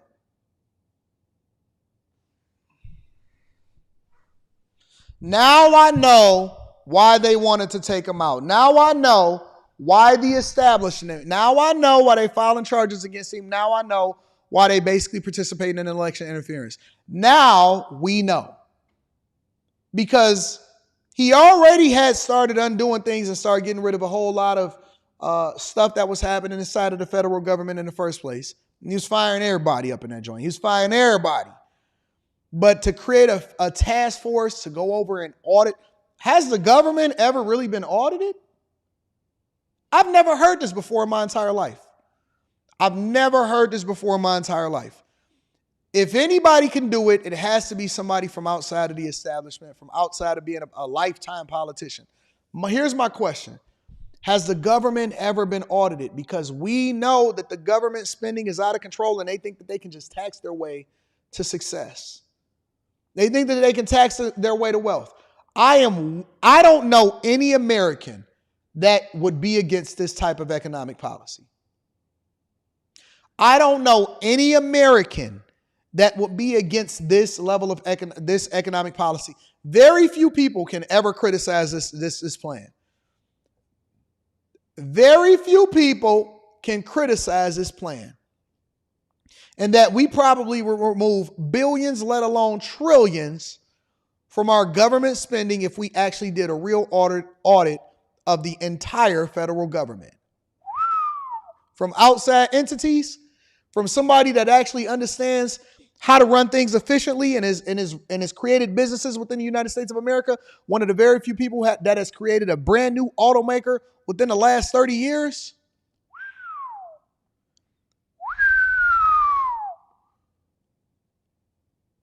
Y'all better pray. Y'all better pray for this man because they don't want him. The powers that be and these lifetime politicians and these people that have all of this finessing, because I believe personally that probably some of the most corrupt things is not happening in corporate America. It's happening in the federal government. It's happening in the federal government. There's so much inefficiency. There's so much probably fraud going on. I believe that if you want to do a top-down draining of the swamp, it doesn't just start with politicians. It starts with the federal government itself. Boy, if they not trying to take this man out as a result of some of the things that he's saying, and for him to say it, Jesus, he said the quiet part out loud that everybody probably should agree with. There's nobody in this chat, whether you're liberal or whether you're conservative, that should object to the federal government. If you look at your paycheck, some of y'all got paid today, some of y'all got paid yesterday. And you look at your paycheck and you see all of the taxes that's coming out and they get their cut. Some people get bonuses. And you know that if you get bonuses, you automatically, in most instances, it takes out the largest amount and it takes out extra union dues, depending on what industry you're in. If you getting that bonus and you see how much so you grateful when you see the initial number, but then when you see the amount that you gross and what the difference is, man, you don't know all of these random people that you don't even, they ain't gave you no box. You know what I'm saying? You ain't never got to kiss them. But all of these random entities is just taking money out of your check, make you feel some type of way. I don't know anybody that has ever done and worked legally that has gotten a paycheck and was disgusted when you first got your paycheck when you was a child that you would object to the federal government being audited. Nobody. Interesting. If he has the time, that'd be a good one to do it. But he's agreed to do it. In 2022, fraud and improper payments alone cost taxpayers an estimated hundreds of billions of dollars. As the first order of business, this commission will develop an action plan to totally eliminate fraud and improper payments within 6 months. This will save trillions of dollars, trillions. It's massive. For the same service that you have right now, trillions of dollars is wasted and gone, and nobody knows where it went. We don't even know what's happening as far as the migrant crisis. Hey, remember when we actually tried to do a deep dive in Chicago and we was trying to figure out, okay, so wait a minute, Chicago was spending $400 million, $500 million, $600 million. They operating at a budget deficit. They got a website. Hold on, let me pull up the website for y'all just so y'all can see.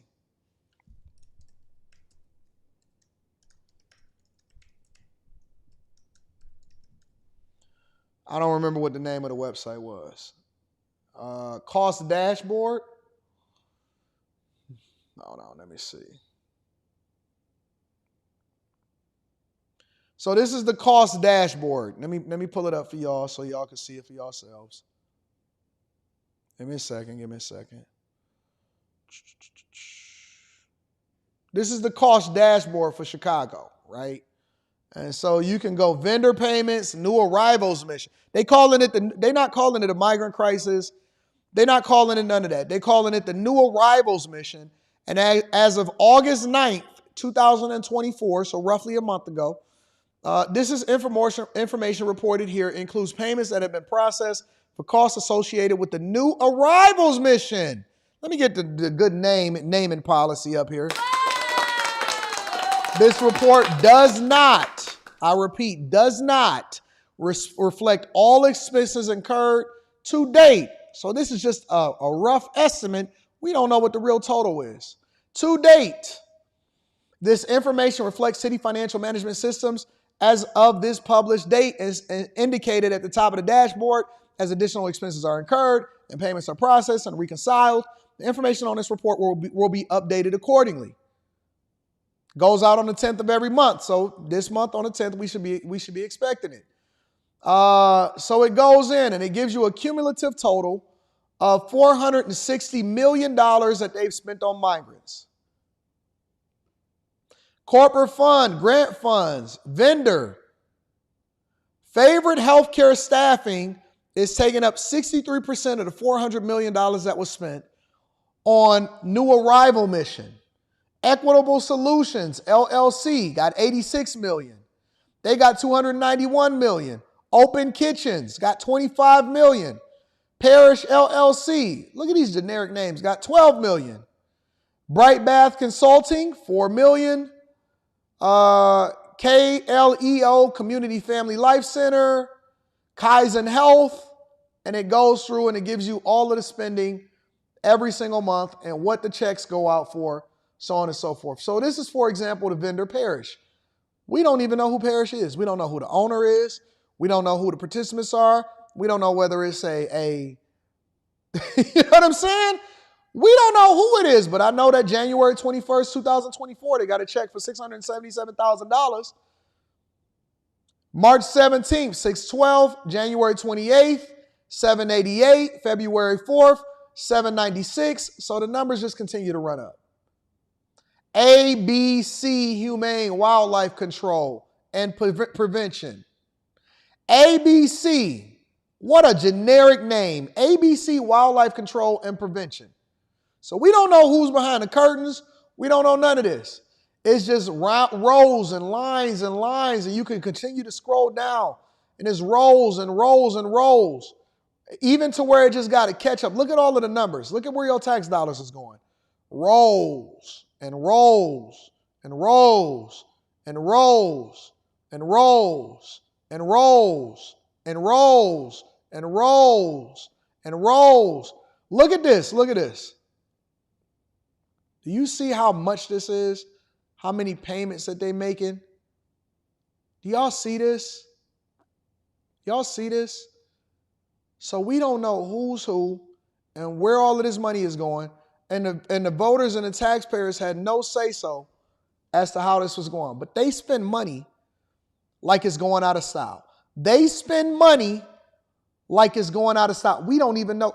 An LLC that's an umbrella company of an LLC that's an umbrella company of an LLC, and we don't know who at the top is just going. It's just going. It's just money just being spent on a regular basis. And so I don't know how y'all are not 100% upset and holding y'all leaders accountable, but yet y'all sit here and tell me that voting don't matter and that the town halls be empty, but the brunch spots is full. And then I tell people when I use evidence like this, because I can go straight to the website and this is public information and I say, okay, well, this is how I substantiate my argument. This is what's really happening, and this is why we should be concerned about the migrant crisis and why y'all not holding her accountable and asking her the questions about what's happening and why they letting all of these people inside of our country. Well, Trump said we got to do an audit of the entire federal government. We got to do an audit of everything, and we need to figure out who and where the money is going to. And so now I understand why they tried to kill him. I understand why they tried to assassinate him, because this is not what the establishment wants at all. If there's anybody that has ever outwardly said that they want to drain the swamp and then gave you an economic policy that aligned with it, it's him. Further taming inflation and bringing prices way down. The fifth pillar of my plan is to make the Trump tax cuts permanent. They are massive tax cuts, biggest ever, permanent. And to cut taxes even more, and we will have no tax on tips, something which they copied 4 weeks after I said it. She did. Got up, said, no tax on tips. I said, I just said that. She is actually copying a lot of my plan. In fact, we're going to send her a MAGA sometime in the next week. We're having a special one day. But we also know she doesn't mean it. She's going to stick with what her whole life has been about. And also, no tax on Social Security benefits. People on Social Security have been wiped out by inflation, and now on top of it, we tax their benefits. We're not going to tax their benefits. We have so many different ways of making so much money. This country, the potential is so incredible. We don't have to take it away from people on Social Security. We're not going to do that. We're going to save Social Security. She's going to destroy Social Security. Under the Trump administration, we proved that targeted tax cuts do not increase the deficit. They reduce the deficit by growing the economy and raising revenue. After we gave the massive tax cuts, we took in the following year with a much lower rate, billions and billions of dollars more than we did the previous year with a high rate. Think of that. So what he basically is telling you that is more conducive to grow the economy, and that not only did they generate more revenue, but they incentivized more job creation. Inflation was at an all-time low at 1.2% when he handed over the keys to the federal government. And then on top of that, they brought in profits from overseas at a lower tax rate, which basically spurred more revenue inside of the federal government. So wait. You telling me, Anton, that it wasn't just giving tax breaks to the billionaires, it was actually spurring the economy and everybody was happy? Everybody was happy. In 2017, 2018, 2009, everybody was happy. Everybody was making money. Everybody was getting the bag. More money was spending. Exotic cars was being bought. Homes was being bought. The economy was booming. Inflation was low. We was getting to the money, and we ain't had no new wars. What more do you want? What more do you want from this man? And it's because when you lower the barrier to entry and you lower taxes, what you do is you spur more spending that would then result in better jobs and higher wages, and then more money coming in from overseas because they're not keeping profits for overseas and then leveraging it as an asset to not pay taxes on money that's borrowed. We need a real president, not what's been in office right now. We need a real president. Much lower rate. We took in more money because people were incentivized. Corporate tax revenues are 31% higher today than before my tax law was signed. With all of those cuts, 31% higher. To further support the revival of American manufacturing, my plan calls for expanded R&D tax credits, 100% bonus depreciation, expensing for new manufacturing investments, and a reduction in the corporate tax rate from 21% to 15% solely for companies that make their product in America. So what is he doing? Because everybody wants China and India and Indonesia and Taiwan and all of these places to continue to just pump money and to pump money into their own companies in their own country, and then pump products in the United States of America in the name of lower costs. What Trump is saying is, listen, if companies invest in their research and development and then also create more American jobs here in the United States of America, we'll give them breaks to be able to do so, but it's only if they're pumping money into the economy, and they're creating jobs. That is what's going to spur the American economy, not saying that we're going to build 3 million new homes. Oh, so wait a minute. The way that you spur investment is by incentivizing business owners to do it for themselves, not have more government oversight into playing a role in what's happening, which is then one of the ways that we explode as far as inflation. It's a phenomenal plan. Clearly, he thinks from a business perspective, or he has business people around him that is helping him craft economic policy that's going to be good for the American people. He said, listen, we need to be investing in the American economy, research and development, create more American jobs. That's where we're going to place our money, and that's who gets the tax breaks.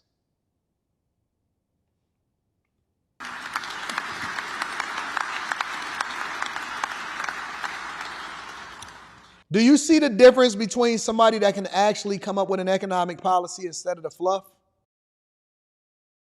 You have to make your product in America. If you outsource, offshore, or replace American workers, you're not eligible for any of these benefits. In fact, you will pay a very substantial tariff when a product comes in from another country that's made in another country and comes in. There'll be a big tariff on that product because we want to make our goods in America, and most of them we can. My message is simple. Make your product here in America, and only in America. We are not going to be taken advantage of anymore, just as we made great inroads and progress 4 years ago. We made tremendous inroads on this subject. We're not going to watch our wealth and jobs get ripped away from us and sent to foreign countries, which is what's been happening for many, many decades with us. China was built on doing exactly what we're going to be doing and what I started doing 4 years ago. Hey everyone, I'm Emily. I think that that's a phenomenal plan. Let me give a round of applause for the upcoming president for the second term. It's a phenomenal plan, and you can't even I expect Kamala Harris to steal more talking points from Trump. And I can't wait. I can't wait for this upcoming debate. He's going to wash her. 1,000% he's going to wash her. Anyways, hit a like for the algorithm, subscribe to the channel, and turn on your notifications. Let me read these super chats, and then we're going to go over to the last part of the show. A little bit more entertaining. You know I like to entertain a little bit. We're going to have some fun. Gail Drake says, Rand Paul is all about auditing like his father. Shout out to you. I appreciate you. Chelsea. Shout out to Chelsea. Say, hey, big bro. Still locking in as much as possible. We moved to Germany a few months ago and things has been nonstop. Get that money in. Get that money. As long as you got an internet connection, you know you can tap in with the Millionaire Morning Show, big dog. Prince Elian says, good morning, Mr. Daniels and the Chasers. The Democrats are operating like 1940s Germany and Cold War Russians. They're using the Fed as their Gestapo and KGB. Trump gonna drain that swamp. Amir Taylor says that belt has the power like He-Man swore. F around and find out. Night Jade is in the building, says, my kids had no internet all summer, outside and books only, no tech till chores, and one book is read, period.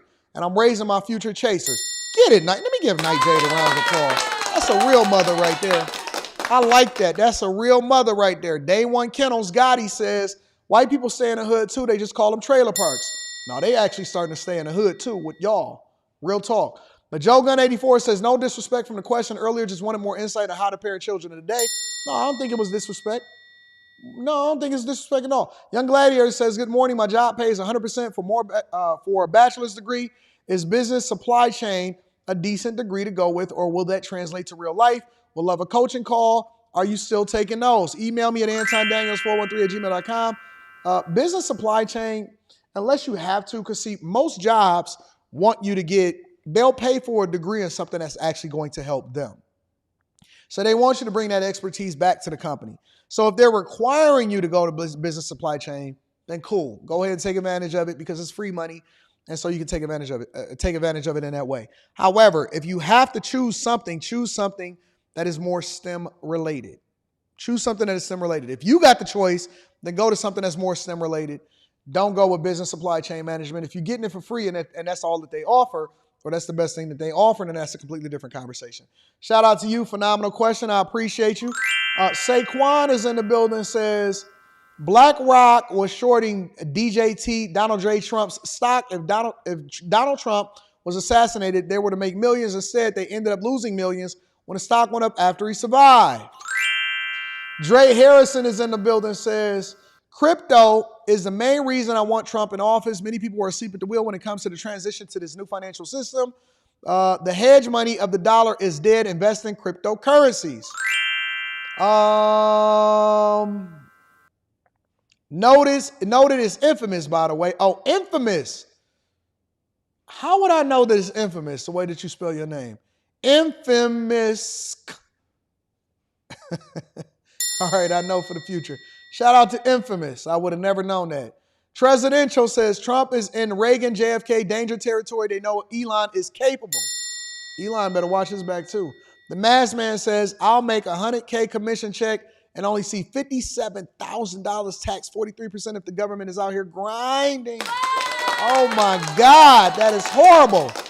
Speaking of $100,000 and you only get $53,000. $47,000 go to things that you don't even know, just vanish. Whoa. It's insane. Shout out to the Masked Man. I appreciate you. Thank y'all for continuing to rock with me. Let's get into one more fun part of the show. Is the middle class dead is the question that we want to ask ourselves. First, I do want to thank y'all. Thank y'all for rocking out with me. If you haven't already, make sure you hit a like for the algorithm or dislike. It doesn't matter. It all works the same way. And then last but not least, make sure y'all tap into Tiege Hanley, 40% off your first order plus a free gift. If you're looking to rock out with a group of people that's going in the direction that you want to go, make sure you tap into the Patreon. The link is in the description as well as pinned to the top of the chat. The question that I have for you guys is, in this last 10 minutes, is the middle class dead? Well, we want to find out because the people are basically saying that there is no more middle class. I've been saying that for years, but we'll get there. I just watched a lady walk out of the grocery store with a buggy slap full of groceries.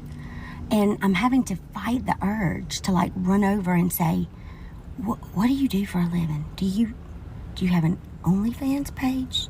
Are you a drug dealer? You can tell me. Because I just walked out with 4 bags and thought that I might have to sell a kidney on the black market. These grocery prices are high as giraffe coot out here, and you got a buggy full. You can tell me. I won't tell anybody. Hey, remember back in the day, I remember when 9/11 happened, right? I remember when 9/11 happened. And gas stations were gouging. In addition to the gas stations gouging, on top of that, you also had energy prices going through the roof. And so the flex was, if you can get a full tank of gas or you can fill up somebody else's tank, if you can drive all day and still cruise and not have to stay at home and play video games, that was a flex. Not what it used to be, and it's now pretty much meshing with high class. There was a recent study done this year where they said that middle class income is now between $150,000 and $250,000. So anybody that makes under $150,000 a year is considered low class. Do y'all agree with that? And I don't want you to say whether you agree with it just based off of your emotions. Do you agree with it because you don't think that middle class, what is middle class now? I'm trying to understand, what is middle class? Because I know that a lot of people don't want to say, oh man, they consider me poor. And then there's going to be other people that say, well, the census says that the average household income is between $67,000 and $72,000 a year. So technically, I'm middle class. What is middle class, y'all? Is middle class a minimum of $150,000 a year? Woo! That's a lot. You want to read into this yourself, this is the website, and this is the data that I was just talking about. My friend makes $150,000 a year, and she still has to live in a studio apartment. And it's not even a cost of living thing, but it's like studio apartment rent, her student loans, car payment, which is not even that high. I went over her finances with her to see what she could cut out, but you can't do much about your student loans. We've already reconsolidated those. And she thought by the time she'd be making 6 figures, life would look different. So the only way that you can make more money without working overtime is investing your money and climbing up the ladder that way. I know a lot of people don't have a lot of money to invest because there's nothing left over, right? So even if you have to start with $100 a month, that's going to add up for you and do the work that would have to be done otherwise for you to work a part-time job, get another job, multiple jobs, the whole thing. I personally... This is what I call being on a treadmill. And a lot of people are going to complain and say, man, I just want to live off the grid and all this stuff. No, a lot of us have self-inflicted wounds. And then a lot of us also on top of that, a lot of us also make sure that we put ourselves at a disadvantage. Why? Because we adjust our lifestyle or we make bad decisions earlier in our lives. That's also going to factor into whether or not we can afford to get off the treadmill. Whether or not you can afford to get off the treadmill. When I was on Dr. Phil, there were people on there that had higher expenses, higher personal expenses. I'm not talking about business expenses, but they had higher personal expenses than me. So they were struggling, broke, operating at a deficit as far as how much money did they make versus how much money did they spend. It was one couple on there. It was a couple, two people, and they had a little kid. And they said that inflation was killing them. And again, I think that inflation plays a role. They said that inflation was killing them and their expenses was $8,000. Y'all gonna see it. As soon as they tell me when that episode is on air, y'all gonna be like, yeah, you should have held them accountable, Anton. Their expenses, their personal expenses, not business expenses, personal expenses is $8,000 a month, which is the equivalent of $96,000 a year. Their personal expenses were higher than my personal expenses. And they were sitting there running in the Victim Olympics. White man, white woman, and they said that they had a little kid too. And they was out here talking about we struggling. Some of y'all got self-inflicted wounds. I started going through their budget. I said, oh, student loans. Oh, you thought that you needed a big house. No, you didn't. I mean, after I pay my mortgage and my student loans. So, lady, come on snap out of it. And you simping over there keep following behind your wife instead of getting her in order.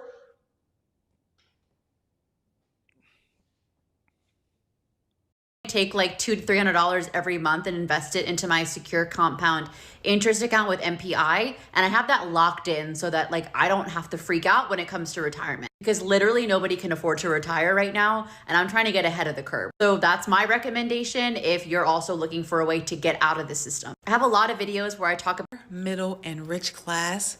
The middle class is the worst place to be. And here's why. When you're on the lower income side, there's a decent amount of support that you can get from the government, like food stamps, child care assistance, housing assistance, utility assistance, and so much more.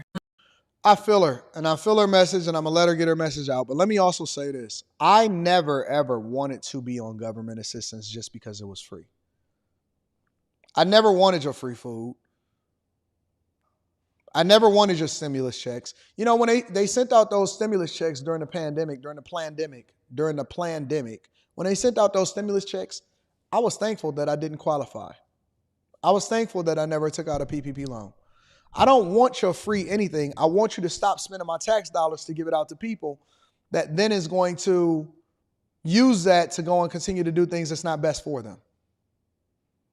I never wanted to be in the position to receive public assistance. For me, that was something that I could hang my hat on that I didn't participate. Never got your stimulus check. Never even cared for it. Didn't affect me either way, because guess what? Most of the people that I personally knew that got those stimulus checks, after they spent it and they spent it on nonsense, it was in the same position that they was. I seen somebody go right out and buy a TV with it. Got a little stimulus check, a little stimmy check, and went and bought a TV with it. And I was just looking like, you're an idiot. You're an idiot. You're literally an idiot. Shoot, we ain't got to pay no student loans. I'll be waiting over here for you. Hey, tell homegirl that Nate will be waiting over there. Nate is going to be waiting over there for her, and I'm going to be sitting here holding you accountable when you get done. On the flip side, when you're wealthy, you don't need that support from the government. You can afford the best health care, enroll your kids in top-notch child cares and school, and live stress-free when it comes to paying bills.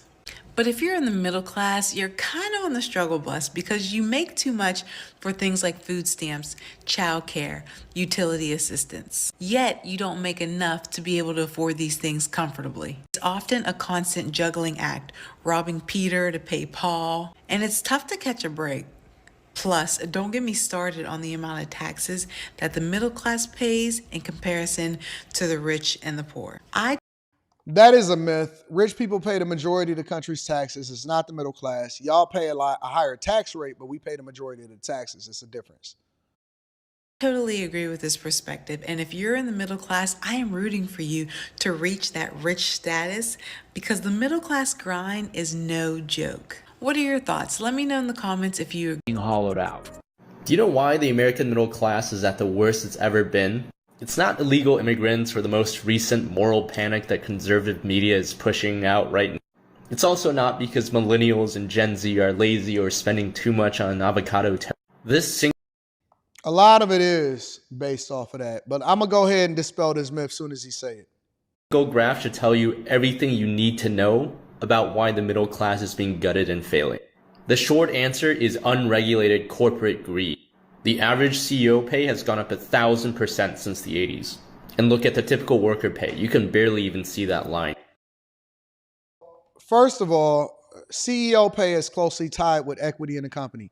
There's plenty of tech workers that got incredible packages, and they were not CEOs, they were not CIOs, they were not CTOs.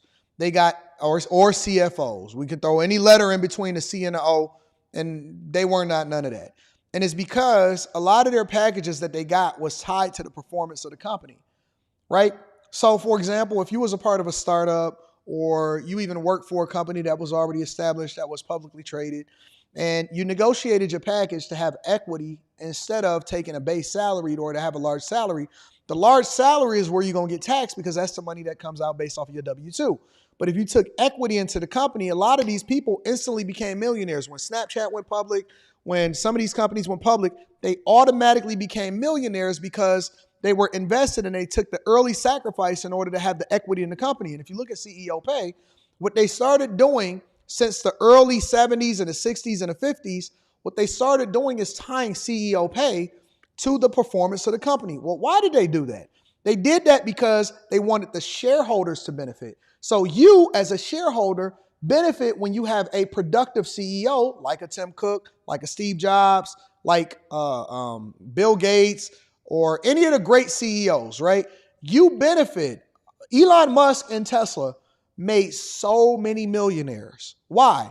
Because there were early investors that was a part of it and he did the thing that was in the best interest of the company. And so not only did the shareholders get rewarded, we wanted to incentivize you to do the best thing for the company even after you left. So we wanted it to be a great company even afterwards. And so your pay went into the equity of the company. So they gave you stock options. So when we just use CEO pay as a baseline and say, well, CEO pay went up 1,000%, it's a white lie. Their performance, the company's performances went up greatly and their pay was tied to the performance of the company. I'll give you an example. Amazon CEO got paid zero. I think he only got his base salary 1 year. Hold on, let me see that.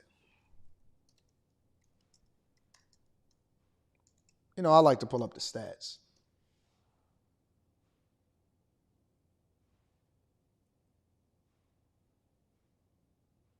I think it was 2022.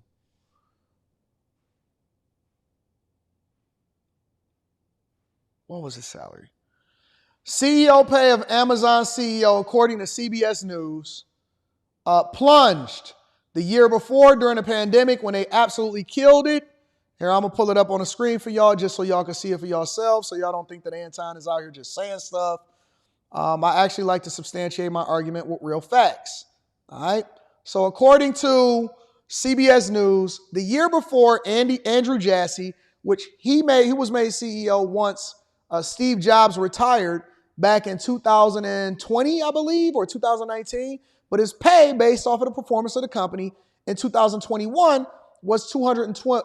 I don't know if it was 2021 or before, but it was 212 million because it was all based off of the equity that he had in the company. And he was also an early investor.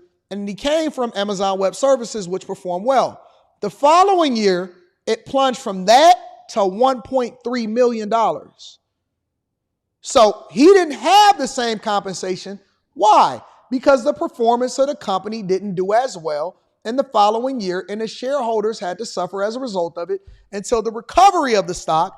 And that's why he only made $1.3 million versus making $212 million the previous year, because it was tied to the performance and the equity that he got in the company. So when you say CEO pay, right? When you say CEO pay, it's based off of their investment in it. If the company doesn't do well, then you can kiss that bonus or that equity and that performance goodbye. But if the company does well and the shareholders do well, then the company does well also. What we don't realize is that when we just want to get paid as employees, but we don't want to tie ourselves to the performance of the company, you don't get the big swings and the successes or the failures, right? You want to get paid no matter what. CEO, the company going over the business, company losing money, listen, F you, pay me. CEO get fired, F you, pay me. I don't care. Make sure that my check is there at the end of the month. And so you got to take this with a grain of salt. A lot of people just talking, but they're not adding context to their conversation in order to be able to substantiate what they're saying. All right? If you are considered middle class, can you chime in and let me know what you have in your savings account? Because it doesn't matter whether or not he's okay. I'm giving you a correlation as to how CEO compensation, and not just CEO compensation, how and compensation is different depending on whether or not you're actually getting paid based off of the equity and foregoing the greater base pay in order to prevent yourself from having to pay the same amount of taxes as the regular worker. Come on, man. Grow up. Grow up. Grow up. I need y'all to put your big boy pants on and stop worrying and pocket watching from the perspective of saying, well, he going to be okay. It's not about that. It's empowering you with information so you can make a better decision and to get into certain rooms so that you'll then be armed and be able to have more success and replicate some of the same things that you see happening on their level. It's why I'm telling you to open up a business. It's why I'm telling you to negotiate differently. It's why I'm telling you to get in certain industries. Stop focusing on the dumb thing and start open up your mind. Come on, man. Are we that crazy? Jesus Christ. Focus. Focus. I swear, every paycheck I am putting money into my savings, but needing to transfer it back within a few days. My registration's due. My husband's registration's due. He needed 2 new tires, even though he had a warranty. That was $300. My oldest needs braces. He needs a palate expander. That's $120 a month. Not to mention, groceries are $200 more a week. Forget about feeding your family like great ingredients, because who has $500 a week to spend on perfect ingredients to feed your family? My husband makes enough money to where we should live comfortably. I mean, is it just the economy? What's going on? Is that why I don't have savings? I quit my job because we couldn't afford daycare. I was paying the daycare more than I was making at my. So at some point, something has to give. What is going on? How do I save money? Are you guys saving money? What's going on? So I just picked up a passenger who is going through it right now. And when I say going through it, I mean she is scrambling to try and find where the money is going to come from. Now, I just picked her up at this roadhouse down in the Bellevue, Avalon area of Pittsburgh, Pennsylvania. It's on the west side, across the river from Coriopolis, close to Emsworth, Glenfield, Swickley. If you're familiar, you know. If you don't, just know it's on the west side of Pittsburgh. Now, I picked her up at this roadhouse. And when I pulled into the lot, I was like, damn, this place is fucking dead. There was one truck in the lot and another car on the other side of the lot, which I can only presume is another employee or the owner or just somebody that's working there, somebody that has to do with the business, not a customer. And I pull in and I wait for a minute or two, and then I hear a knock on the back window and I look and I see, oh yeah, that's my passenger. I let her in. I say, hey, how's it going? She's like, oh man, today was fucking awful. And I was like, today was a bad day? And she was like, yeah, it is fucking dead in there. And I was like, well, no shit. There's nobody in the fucking lot. But then she went on to say how it's been dead here for quite some time. And you may think, oh, this isn't a big deal. It's just one pub. It's just one roadhouse. It's just one local tavern in Pittsburgh, Pennsylvania. But I drive these people all the time. Monday, Tuesday, Wednesday, Thursday, Friday, Saturday, Sunday. Every single day of the fucking week, I drive people that work in the service industry. Particularly here in Pittsburgh, people that work in the local taverns, people that work in the local bars, the dives. These are my customers. This is my base of clientele. I drive them all the time. And from over 6,000 rides, I can tell you that the trend is going down. The business is not there. It's going downhill quickly. And a lot of these dives, a lot of these taverns, they're simply not going to make it. They're not going to last. And they are going to go out of business. And these buildings, these properties, they are going to be up for sale during this next downturn in the economy, which sounds like a buying opportunity for me, because we voted for somebody that told y'all that the economy was booming, and it's actually not, and it's suffering. And a lot of people don't understand that most business owners work at their establishments. Most business owners work at their establishments. So when you say, and I know a lot of these people, the thing is always, yeah, man, don't never open up a business for nobody else. Always do it on your own, because I don't want to be building somebody else's businesses. Well, guess what? There's another side of that coin. There's another side of that equation, and you want to know what it is? You want to know what it is? Is that nobody cares when you go out of business. Nobody cares when you go out of business. When you go out of business, or when business flops, or when the economy is messed up, or whoever it is that you voted for, they don't have your best interests at heart, and they don't actually work out for you and any of that other stuff, guess what? It's all on you. It's all on you. You're going to be the last one standing before you close the doors.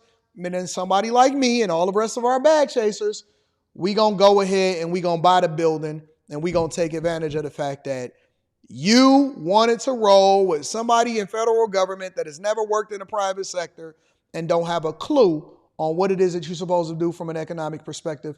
And that also trickled down into your federal governors, or into your governors, and into your mayors, your city council people, and they're going to run your city into the ground, and we're going to come in and buy it, everything up at a cheap. That's just the truth. It's going to come at the turn of 2024. You can mark my words. I'm not trying to scare anybody. I'm not a fear monger. I just know without a shadow of a doubt that it is going to come January, February of 2024. So that's what happened at that time. And I wonder how that played out for all of those great people and all of those good business owners, and whether or not they actually are going to still vote blue or they're going to vote red.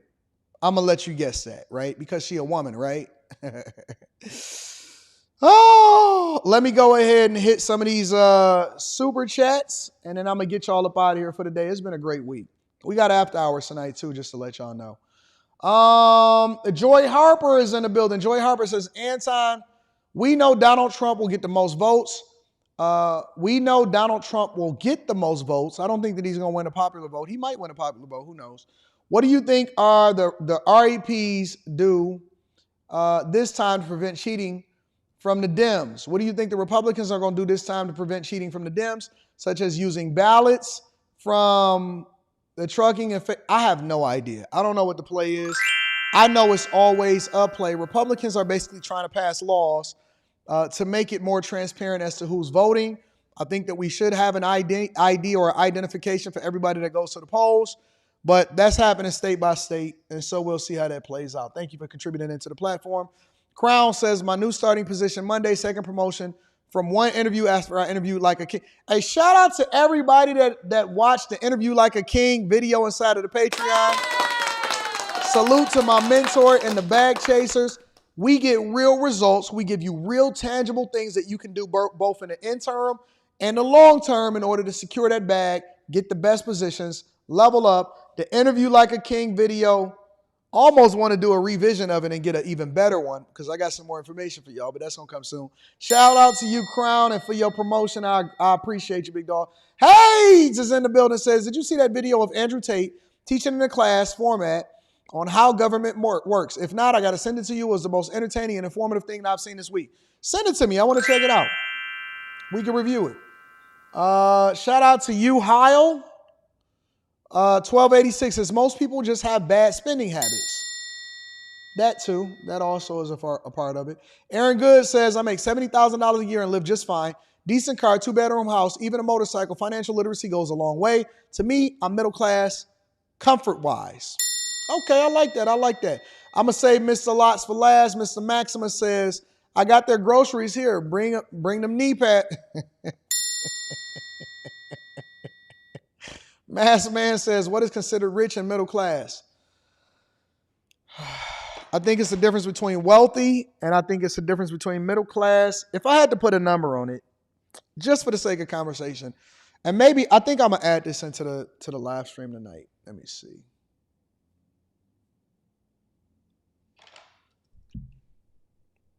I'm going to ask this question. So we're going to talk about it on After Hours tonight. You said, if I had to put a number on it, now, first of all, let me preface this by saying that I think that it matters where you live and what the cost of living is in that place. But I'm going to just throw a wild number out there. I think that poverty is, and again, taking into consideration that I'm not saying, or I'm not thinking about where you live, I'm just talking about in general, right? Poverty, I believe, or to be poor at this point is probably, and I'm gonna just say as an individual, okay? Not as a family, not as none of that. It's probably under, I'm not taking age. It's so many different factors. It's probably under today, I would say poverty, because I think it's a difference between being poor and being in poverty, or to being lower class. Poverty, I would say, is under $30,000. To be poor is 30 to 55. To be lower middle class, I think, is 56 to 70. Solidly middle class, I would say 71 to 120. Upper middle class, I would say 121 to 249. And again, I'm looking at this as a single person, as an individual. 250 to about 375, I would say, is on the lower end of upper middle class, but it's the lowest end of it. I would say 376 to about 550, maybe 600 is solidly upper class. And then 600, 601 and above. 601 to about 850. And again, I'm just throwing this off the top of my head. 601 to 850 is upper class. And then I think if you make anything over $850 a year, and again, this doesn't take into consideration age, it don't take into consideration location, family members, lifestyle, all of that. And I think that above $850, you can start substantially taking over and building wealth. And I think that you got to be above 850 for at least 2 to 3 years. If you can do over 850 for over 2 to 3 years and you tamp down your lifestyle, you can completely change your life and the trajectory of your life. So there you go. There you go. So there you go. All right. Because once you get to above 850, you're not worried about how much money you make. You're worried about how much money you keep. Once you're making above 850, you're not worried about how much money you're making. You're trying to figure out how you can keep the majority of it. And so that's when you start focusing on that wealth. You don't focus on how much money you make a year. You don't even count how much money you make a year. You only focus on net worth. All right. So that's the levels, in my opinion, just in general. All right. Let's see. Let me keep going. Larry Summers says, Buffett and Munger only took $100,000 a year plus the cost of security. Yeah, but part of their business expenses was the plane and the meals for entertainment and all of that. So you know what I'm saying? So and that's what I'm saying. Once you get to a certain level, It's not about how much money you make. It's about how much money you keep. So they were more focused on their net worth. So their goal was to either take out business. If it wasn't a business expense, that's why Buffett would say that he lived on his plane. If you read all about him and you study his life, he had a house, but he spent the majority of his time on the plane.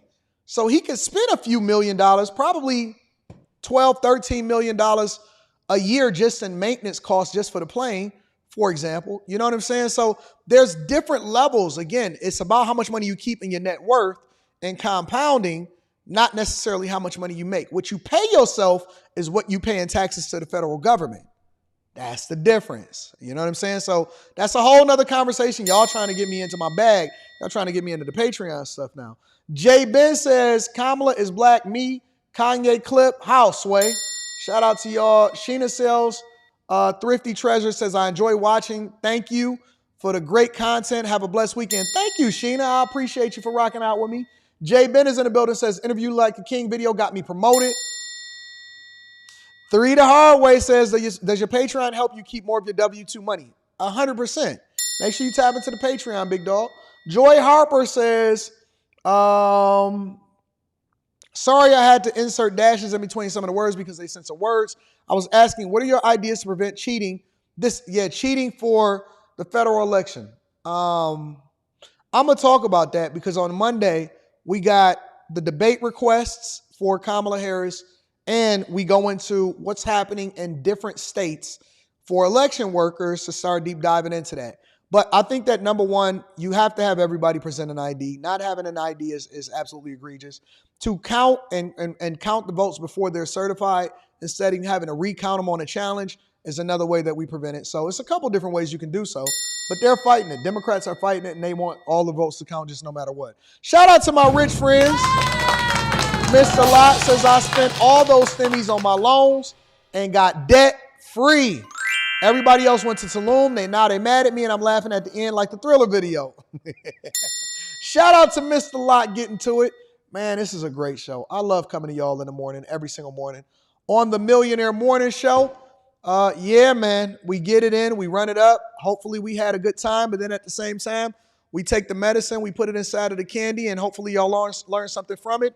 If you want to continue down that path, make sure you tap into the Patreon. Link is in the description. We got Stock Club tomorrow. Stock Club is tomorrow. I'm going to post it and the time and everything as far as what we live streaming, and we going to get it in this weekend. All right? I love y'all. I appreciate y'all. Y'all are the greatest audience on earth. Be safe. Don't fumble the bag. And don't put yourself in a position to have to need Nate. All right? I don't want you to be in the bind.